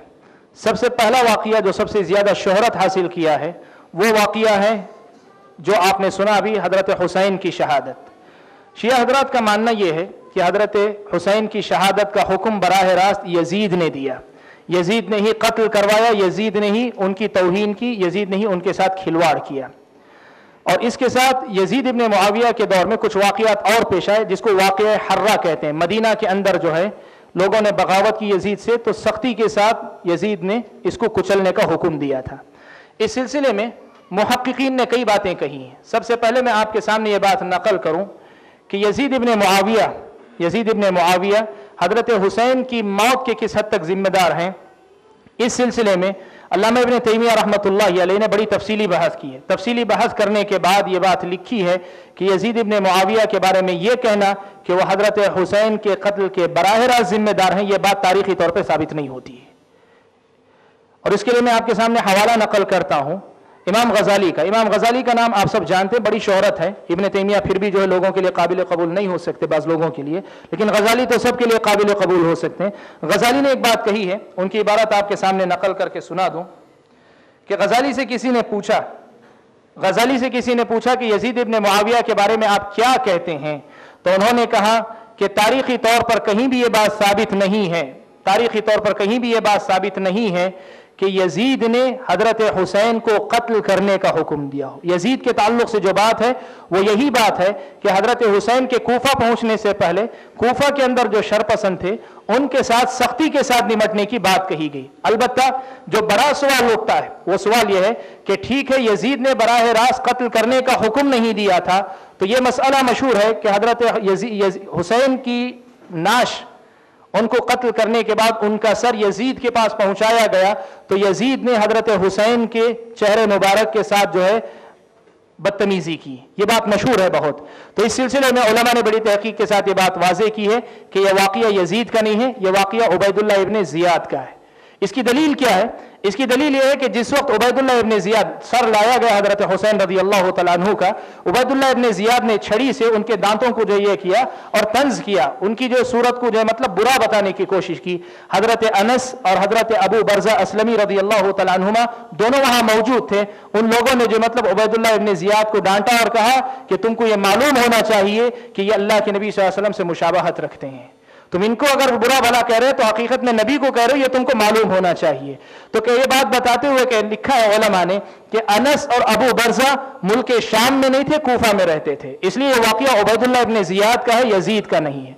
बड़ा सवाल जो पैदा हुआ वो ये कि यजीद इब्न मुआविया का जो मसला ये है कि ठीक है अगर उबैदुल्लाह इब्न ज़ियाद ने ही सब कुछ किया करवाया, तो फिर उबैदुल्लाह इब्न ज़ियाद के साथ कोई मुआमला क्यों नहीं किया कि यजीद इब्न मुआविया इससे राजी थे। तो इस सिलसिले में कई उलमा ने नकल किया। मैं आपके सामने तारीख़ तबरी और अल-बिदाया व निहाया का एक हवाला नकल करता हूँ कि नकल किया है तबरी ने और अल्लामा इब्न कसीर ने कि हज़रत हुसैन रज़ी अल्लाह तआला अन्हु की शहादत की खबर पहुंची और हज़रत हुसैन के ख़ानदान के लोग मुल्क शाम पहुंचे, तो वहाँ यजीद ने यह जुमला इस्तेमाल किया कि क़ब्बहल्लाहु इब्न मरजाना लौ कानत बैनहु व बैनकुम रहिमुन औ क़राबतुन मा फ़अल हाज़ा बिकुम।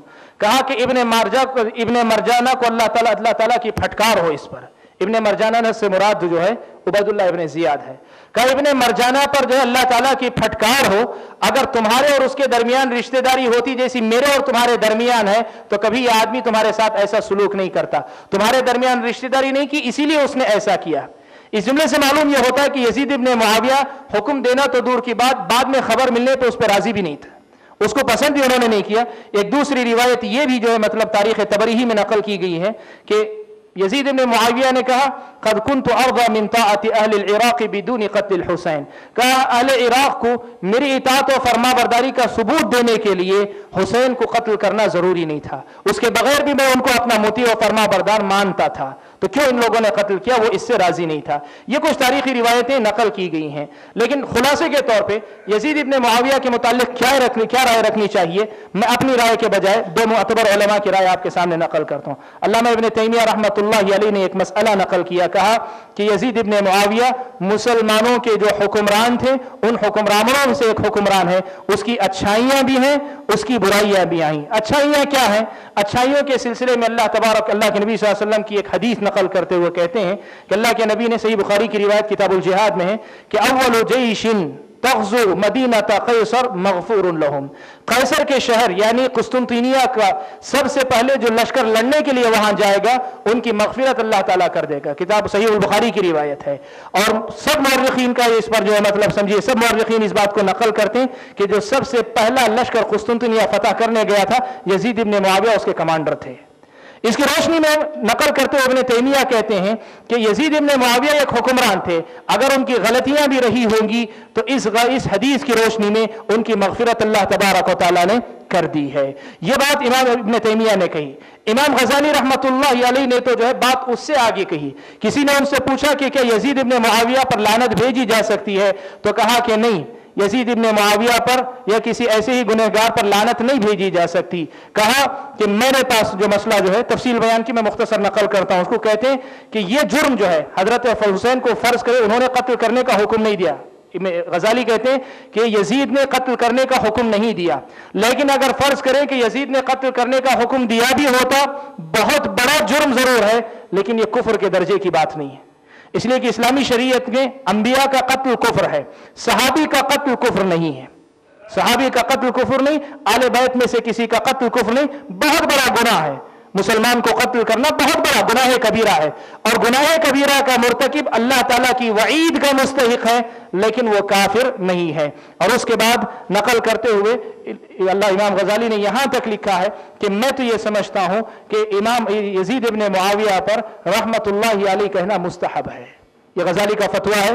कहते हैं कि मेरा कहना यह है कि यजीद इब्न मुआविया पर रहमतुल्लाहि अलैहि कहना यह मुस्तहब है। और इब्न तैमिया ने यह नकल किया है कि मेरा मानना यह है कि जब मोमिन ये दुआ करते हैं कि अल्लाहुम्मा अग़फ़िर लिल मुअमिनीना वल मुअमिनात वल मुस्लिमीना वल मुस्लिमात, कि मोमिन मर्दों मोमिन औरतों को बख्श दे, मुसलमान मर्दों और मुसलमान औरतों को बख्श दे, तो इन आम अल्फाज के अंदर यजीद इब्न मुआविया भी दाखिल हैं। यह उलमा की राय है। और इसके अलावा एक और कौल आपको नकल करूं, अल्लामा मक़दिसी जिनका नाम मैंने नकल किया, उनसे किसी ने पूछा तो उन्होंने एक जुमला कहा कि यजीद इब्न मुआविया की शख्सियत ऐसी है कि अगर कोई उससे मोहब्बत करता है तो मोहब्बत करने वाले पर भी नकीर नहीं की जाएगी, और अगर कोई मोहब्बत नहीं करता है तो मोहब्बत नहीं करने वाले पर भी नकीर नहीं की जाएगी। और बात को सब वाज़े करने के लिए भी नकल कर दूं कि हिंदुस्तान की मशहूर शख्सियत आप जानते हैं, बरेलवी मकतब फिक्र के इमाम समझे जाते हैं अहमद रज़ा खान बरेलवी। उनसे पूछा गया कि क्या यजीद पर लानत भेजी जा सकती है, तो उन्होंने कहा कि नहीं, लानत जो है मतलब यजीद पर भेजना जो है जायज नहीं। बल्कि यहां तक उन्होंने कहा कि जो ताजिया निकाला जाता है, जो ताजिया निकाला जाता है उस ताजिए को देखना भी जायज नहीं है। ये अहमद रज़ा खान बरेलवी साहब का जो मतलब इमाम आदम जिनको कहते हैं, या उनका जो है ये फतवा है। तो उलमा की जो राय मेरे सामने है उसमें यह कि दो राय हैं। बाद उलमा उनको जो है हुक्मरानों में से एक हुक्मरान की हैसियत से देखते हैं, कहते हैं उनकी नेकियां भी उनके साथ, उनकी बुराइयां भी उनके साथ, उनको उनके हाल पे छोड़ दिया जाए। वहीं इमाम गजाली जैसे बाद उलमा की राय यह है कि नहीं, बल्कि एक नेक मुसलमान की हैसियत से, नेक इस माने में कि अल्लाह के नबी सल्लल्लाहु अलैहि वसल्लम ने उनकी मगफिरत की दुआ की, और जो इल्जाम उन पर लगाए जाते हैं कि कत्ल किया, कत्ल करवाया, ये साबित नहीं होते, इस हैसियत से एक नेक मुसलमान की हैसियत से रहमतुल्लाहि अलैह कहना भी जो है मुस्तहब है। ये इमाम गजाली रहमतुल्लाहि अलैह का फतवा है। ये दो राय मेरे सामने है, मैंने आपके सामने पेश की हैं। اور میرے خیال میں یہ جو سوال ہوا کہ حضرت حسین کے قتل میں یزید کا ہاتھ تھا نہیں تھا تو یزید کا خاموش رہنا کیا ہے، تو اس سلسلے میں بعض علماء نے کہا کہ یزید ابن معاویہ نے اپنی ناپسندیدگی کا اظہار کر دیا، لیکن اگر ابن زیاد سے اگر سزا نہیں دی، قاتلین کو سزا نہیں دی، تو کہا یہ ان کی سیاسی مجبوری ہو سکتی ہے۔ مثال دی اس کی، کہا بالکل ویسے ہی جیسے حضرت علی رضی اللہ تعالیٰ عنہ نے قاتلین عثمان کو فوراً سزا نہیں دی، اس لیے کہ حضرت علی کی رائے تھی کہ فوراً اگر ان کو سزا دی جائے گی تو مسلمانوں میں جو انتشار ہے یہ خارجی نکل کر پھر ایک اور محاذ بنائیں گے، مسلمان اور زیادہ بٹیں گے، اس لیے مسلمانوں کو پہلے مضبوط ہونا چاہیے۔ تو سیاسی مجبوری یہ اس کی رہی ہوگی، یہ سیاسی مجبوری اس کی جو اس عمل کو جائز یا صحیح نہیں قرار دیتی، اس کی تعلیل علت بیان کی ہے۔ ہمارا ماننا یہ ہے کہ ہونا تو یہ چاہیے تھا کہ حضرت حسین جیسی شخصیت کا خون جب بہا تھا تو کیسی ہی سیاسی مجبوری کیوں نہ ہو، لیکن حضرت حسین کے قاتلین کو ایسا چھوڑنا یہ صحیح نہیں تھا یزید ابن معاویہ کا، یہ ان کی غلطی ہم ایسا سمجھتے ہیں۔ یہ اہل السنہ میں سے معتبر علماء نے یہ بات کہی ہے کہ ہم یہ مانتے ہیں کہ یزید ابن معاویہ کی خاموشی ان کی سیاسی مجبوری ہو سکتی ہے، لیکن یہ سیاسی مجبوری کے مقابلے میں حسین کی عظمت کا خیال کرتے ہوئے ان کے قاتلین سے فوراً بدلہ لیا جانا یہ بہتر تھا۔ اللہ تعالیٰ قیامت کے دن اس مسئلے میں فیصلہ فرمائیں گے۔ واللہ تعالیٰ اعلم۔ جنگ صفین کی وجہ کیا تھی؟ یہ آپ لوگ جو ابھی جو سی ڈیز جو ڈی وی ڈیز جو ابھی اعلان ہوا رمضان کے خلفائے راشدین، اس میں جو حضرت علی کی سیرت میں اس کا تذکرہ آیا ہوا ہے، جنگ صفین کیوں ہوئی تھی، کیا ہوئی تھی، اس میں جو ہے مطلب آپ دیکھ لیں۔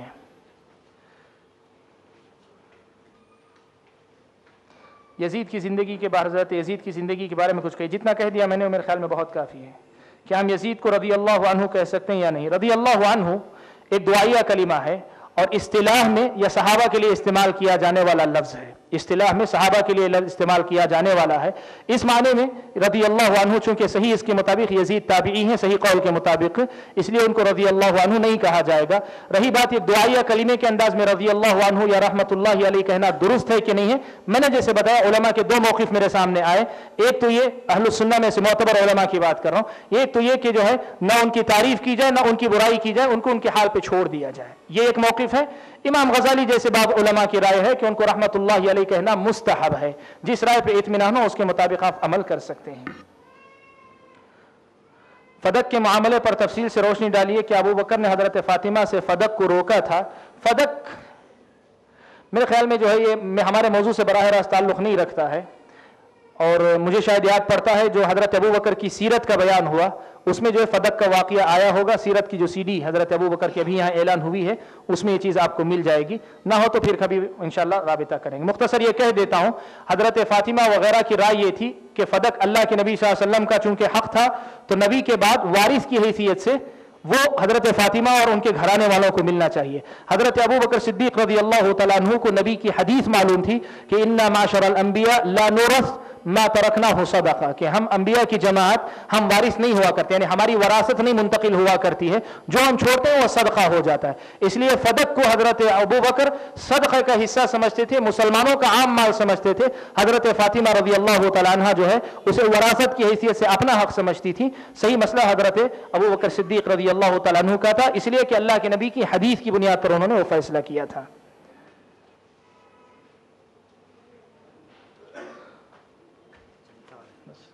اور کوئی سوال ہے؟ کیا یہ واقعہ 10 محرم کو ہوا اور صحابہ کون سے ہجری تک رہے؟ واقعہ جو ہے مطلب محرم الحرام میں ہوا، اتفاق سے 10 ہجری ہی جو حضرت حسین کی شہادت کی تاریخ تھی، لیکن جو ہے صحابہ کی جماعت جیسے میں نے وضاحت کے ساتھ درمیان میں کہا، صحابہ کی نسل 110 ہجری تک باقی تھی، 110 ہجری تک، اور 61 ہجری میں یہ واقعہ پیش آیا۔ 50 سال تقریباً اس واقعے کے بعد صحابہ باقی رہے، تو صحابہ میں سے کسی نے اس واقعے کو اس انداز میں سوچا نہیں، سمجھا نہیں۔ اور اس سے بڑھ کر آپ دیکھیں اللہ کے نبی نے خیر الناس قرنی، 3 صدیوں کو اللہ کے نبی نے سب سے بہتر صدیاں قرار دیا، تو یہ کیسے ہو سکتا ہے کہ اسلام کی بدلنے کی کوشش یزید کر رہا ہو، اور جو ہے صحابہ جن کی اللہ کے نبی پاکیزگی بیان کریں کہ وہ نیک تھے یا بہتر لوگ تھے، وہ لوگ جو دین کی بربادی دیکھ کے تماشا دیکھتے بیٹھے رہیں گے؟ یہ جو ہے مطلب سمجھ میں آنے والی بات نہیں ہے۔ ایک حدیث ہے کہ نبی صلی اللہ علیہ وسلم فرماتے ہیں کہ علی رضی اللہ عنہ علم کا دروازہ ہے، کیا یہ صحیح حدیث ہے؟ موضوع حدیث ہے، انا مدینۃ العلم وعلی بابها، یہ حدیث جو کہی جاتی ہے کہ میں علم کا شہر ہوں اور علی رضی اللہ تعالیٰ عنہ اس کا دروازہ ہیں. یہ جو ہے کئی علماء نے جنہوں نے موضوع حدیثوں کو جمع کیا ہے انہوں نے اس کو نقل کیا ہے. علامہ ابن جوزی رحمۃ اللہ علیہ نے بھی الموضوعات اپنی کتاب میں اس کو نقل کیا ہے. موضوع روایت ہے, صحیح نہیں ہے. اور ویسے ہی بات آئی ہے موضوع روایت کی تو یہ بھی بیان کر دوں کہ بہت ساری باتیں ایسی بھی لوگ نقل کرتے ہیں کہ اللہ کے نبی نے پیشن گوئی کی تھی کہ حضرت حسین شہید کیے جائیں گے, ان کے خون کا ایسا مسئلہ ہوگا, وہ ہوگا. محققین نے نقل کیا اس سلسلے میں اللہ کے نبی سے کوئی حدیث ثابت نہیں ہے. حضرت حسین کی شہادت سے متعلق کوئی صحیح حدیث اللہ کے نبی صلی اللہ علیہ وسلم سے وارد نہیں ہے. البتہ گھڑی ہوئی حدیثیں بہت ساری اس قسم کی ہیں. واللہ عالم. آخری 3 سوال ہیں. کیا شیعہ حضرات اسلام کے دائرے سے باہر ہے؟ شیعہ حضرات اسلام کے دائرے سے باہر ہیں کہ اندر ہیں, یہ مسئلہ جو ہے معتبر علماء کے سامنے رکھا گیا. تاریخ اسلام میں ہمیشہ سے یہ مسئلہ جو ہے علماء کے پاس 2 رائے اس سلسلے میں رہی ہیں. میرے پاس جو ہے مطلب ایک مضمون ہے پرانے علماء میں سے تقریباً 80 علماء کے نام ہیں جنہوں نے شیعہ کو, شیعہ سے مراد جو ہے وہ نہیں جو صرف حضرت علی کی محبت میں تھے بلکہ وہ لوگ جو حضرت ابو بکر و عمر کی تکفیر یا اس قسم کے عقائد کے حامل تھے, ایسے شیعہ کو کافر قرار دیتے ہیں. یہ ایک جماعت ہے. لیکن وہی مسلمانوں کی جو ہے مطلب علماء کی ایک بڑی جماعت ہے جو یہ سمجھتی ہے کہ نہیں, ان کے اندر عقائد اپنی جگہ غلط ہیں لیکن جب تک حجت قائم نہیں ہوتی اسلام کے دائرے سے ان کو نکالا نہیں جا سکتا. اور میں جو جانتا ہوں وہ یہی کہ اس وقت اسی دوسری رائے پر مسلمانوں پر کے درمیان عمل ہے کہ شیعہ کو مسلمانوں کے دائرے ہی میں سمجھا جاتا ہے. مسلمانوں کے دائرے ہی میں سے جیسے بہت سارے گمراہ فرقے ہیں ویسے گمراہ فرقوں میں سے ایک فرقے کی حیثیت سے شیعہ کو شمار کیا جاتا ہے. واللہ اعلم بالصواب. کچھ لوگ خلافت کے لیے لڑنا ضروری ہے یہ سمجھتے ہیں اور حسین رضی اللہ عنہ کا واقعہ اس کے لیے دلیل بناتے ہیں. میں نے بتایا نا کہ حضرت حسین کی لڑائی جو ہے مطلب خلافت کے لیے تھی, یہ کہنا اس کے لیے پہلے آپ کو یہ کہنا پڑے گا کہ اس سے پہلے جو خلافت تھی وہ اسلامی یا دینی خلافت نہیں تھی. اور یہ تصور شیعہ کا ہے کہ ابو بکر, عمر, عثمان, پھر معاویہ اور اس کے بعد یزید, ان سب کی حکومت غیر اسلامی تھی. اسی لیے حضرت حسین جو ہے اسلامی خلافت قائم کرنے کے لیے نکلے تھے. یہ شیعہ کا ماننا ہے. اور شیعہ وہ جو امامت کا عقیدہ ہے کہ وہ امام ہی اگر قائم کرے تو حکومت ہوگی, امام کے علاوہ کوئی اور کرے تو وہ اسلامی حکومت نہیں ہوگی. یہ شیعوں کا عقیدہ ہے. اس پس منظر میں انہوں نے یہ کیا. تو جب بنیاد ہی صحیح نہیں تو اس سے استدلال کرنا جو ہے کہاں تک صحیح ہو سکتا ہے آپ اندازہ لگا سکتے ہیں. واللہ عالم. جی. کربلا کے وقت حسین رضی اللہ عنہ کہاں تھے اور کوفہ کے لوگ علی رضی اللہ عنہ سے کیا بغاوت کی؟ میں نے بتایا کربلا کے وقت حضرت حسین کربلا میں تھے, وہی تو مسئلہ ہے. کربلا میں حضرت حسین موجود تھے, وہیں جنگ ہوئی, شہید ہوئے, معاملہ آپ کے سامنے ہے. لیکن حضرت علی سے جو بغاوت ہوئی تھی وہ جنگ صفین کے موقع پر اور اس سے پہلے اس کے بعد, جس وقت حضرت علی اور حضرت معاویہ, امیر معاویہ شام کے گورنر کی حیثیت سے خون کے بدلے کا مطالبہ کر رہے تھے. حضرت علی کہہ رہے تھے پہلے میری خلافت کو تسلیم کر لیا جائے. اس مسئلے پر لڑائی ہوئی تھی. تو جس وقت لڑائی ہو رہی تھی کہ دن بدن جو ہے حضرت معاویہ کے طرفدار جو ہے اور زیادہ حضرت معاویہ کی محبت میں آگے بڑھتے جا رہے تھے, اور وہی حضرت علی کا ساتھ دینے والے کوفہ کے لوگ, اس لیے کہ حضرت علی نے مدینہ سے کوفہ کو اپنا مستقر بدل لیا تھا, تو کوفہ کے لوگ حضرت علی رضی اللہ تعالیٰ عنہ کو جو ہے یہ کرتے جا رہے تھے. یہاں تک کہ میں آپ کو نقل کروں, میں نے جو نقل کی کہ حضرت ابو سعید خدری نے بھی حضرت حسین کو سمجھایا. انہوں نے یہ جملہ نقل کیا کہ میں نے تمہارے باپ کو کہتے ہوئے سنا, حضرت علی کو کہتے ہوئے سنا کوفہ کے لوگوں کے بارے میں کہ اللہ تبارک و تعالیٰ یہ لوگ مجھ سے اکتا گئے ہیں, میں ان سے اکتا گیا. یہ لوگ مجھ سے بیزار ہو گئے ہیں, میں ان سے بیزار ہو گیا ہوں. اے اللہ تعالیٰ جو ہے مطلب تو جو ہے مطلب کوئی فیصلہ کر دے. یہ حضرت علی کو میں نے کوفہ والوں کے بارے میں کہتے ہوئے سنا ہے. یہ حضرت ابو سعید خدری نے حضرت حسین کے سامنے نصیحت کے طور پہ کہا. جی. آخری سوال.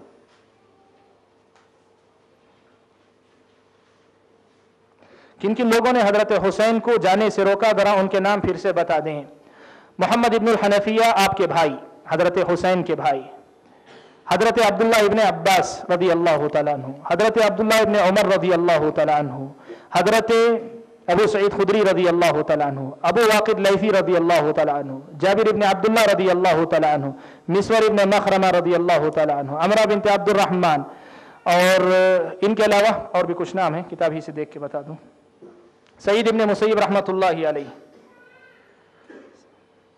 ابو سلمہ بن عبد الرحمن, بکر ابن عبد الرحمن ابن حارث, عبداللہ ابن مطیع, عبداللہ ابن جعفر وغیرہ, یعنی ان کے علاوہ اور بھی لوگ ہیں. یہ بطور نام جو ہے دیے گئے ہیں. اسی مسئلے کو لے کر جو ہے ہم نے یہ بات جو ہے سامنے رکھی کہ اس سے بات صاف سمجھ میں آتی ہے کہ حضرت علی رضی اللہ تعالیٰ عنہ حضرت حسین جو نکلے تھے، نکلنے کے بعد سے اختتام تک پہنچنے تک جب لوگ روک رہے تھے، حضرت حسین نے یہ نہیں کہا کہ میں اسلام کو قائم کرنے کے لیے لڑ رہا ہوں، تم لوگ باطل کا ساتھ دے رہے ہو. کہہ سکتے تھے نا حضرت حسین، کبھی حضرت حسین نے نہیں کہا. یہ کہانی ہماری لوگوں کی بنائی ہوئی ہے کہ وہ جو ہے اسلام قائم کرنے کے لیے لڑ رہے تھے. اگر ایسی بات ہوتی تو روکنے والوں کو حضرت حسین نہیں کہتے کہ تم لوگ کیوں باطل کا ساتھ دے رہے ہو، میرا ساتھ دو، میں حق کے لیے لڑ رہا ہوں، کیوں نہیں کہتے حضرت حسین؟ اتنے صحابہ، اور کون کون صحابہ ہیں، ان کے اپنے گھر کے لوگ ہیں، ان کے اپنے چہیتے لوگ ہیں.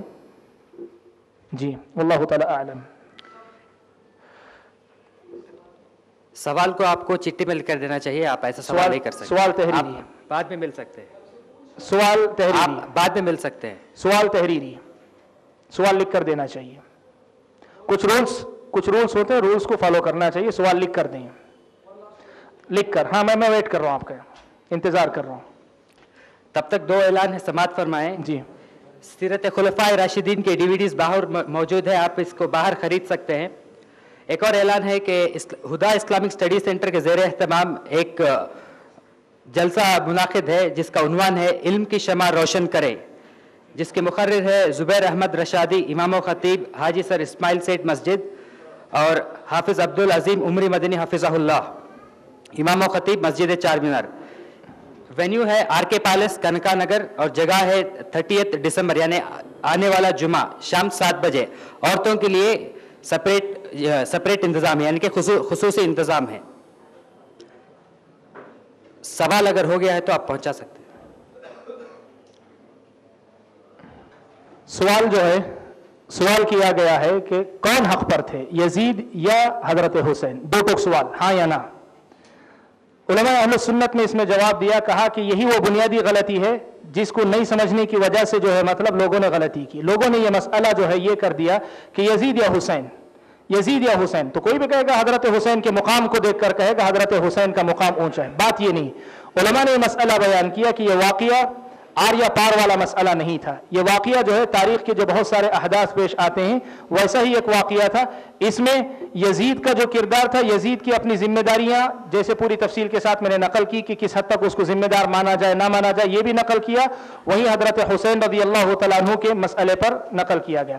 جہاں تک خلافت کے مسئلے میں ہے، میں نے جیسے کہا کہ یزید کو جب پورے مسلمانوں نے خلیفہ تسلیم کیا تھا، سوائے ان 4 صحابہ کے نام کے جن کو جو ہے مطلب یہ کیا، تو علماء نے جو ہے مطلب یہ بات نقل کی. میں نے نہیں بلکہ علامہ مقدسی کی بات نقل کرتا ہوں. وہ کہتے ہیں کہ علماء نے یہ بات نقل کی ہے کہ اس کی بیعت ہو جانے کے بعد وہ واجب الاتباع تھا.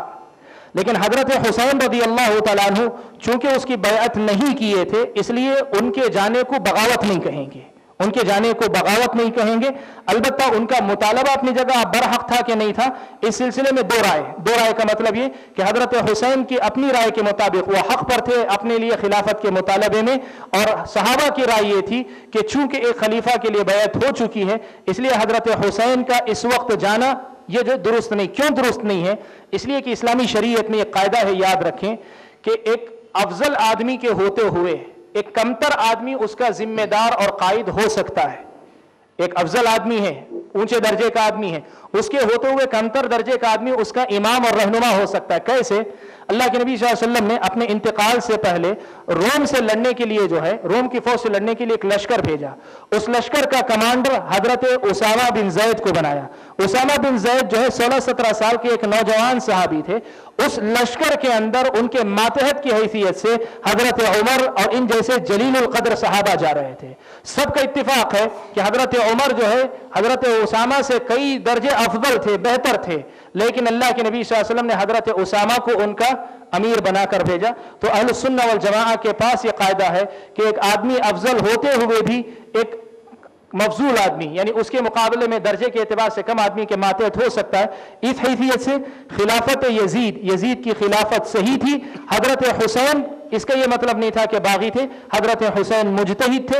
اجتہاد میں صحابہ پورے جو ہے ان کی رائے تھی کہ حضرت حسین کو اس وقت مطالبہ نہیں کرنا چاہیے، اسی لیے انہوں نے روکا ان کو.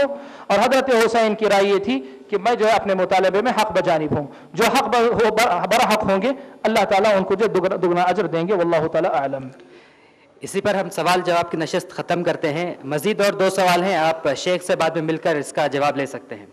سب سے پہلے میں اللہ سبحانہ و تعالیٰ کا شکر گزار ہوں الحمدللہ شہادت حسین رضی اللہ عنہ ایک عظیم تاریخی سانحہ اس عنوان پر مجلس شاندار کامیابی سے مکمل ہوئی الحمدللہ۔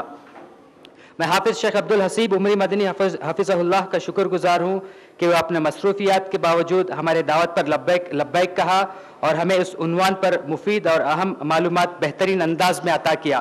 جزاک اللہ خیر شیخ، اللہ سبحانہ و تعالیٰ آپ کو جزائے خیر دے، اللہ آپ کے علم میں برکت دے، آمین۔ میں خصوصاً حافظ شیخ ابو عبد الرحمن طارق سوداگر مدنی حفظہ اللہ کا شکر گزار ہوں کہ وہ ہمیں قدم قدم پہ رہنمائی کرتے رہے اور ساتھ دیتے رہے۔ میں اسلامک انفارمیشن سینٹر کے ذمہ داروں اور ہمارے والنٹیئرز کا بھی شکر گزار ہوں، جزاک اللہ خیر۔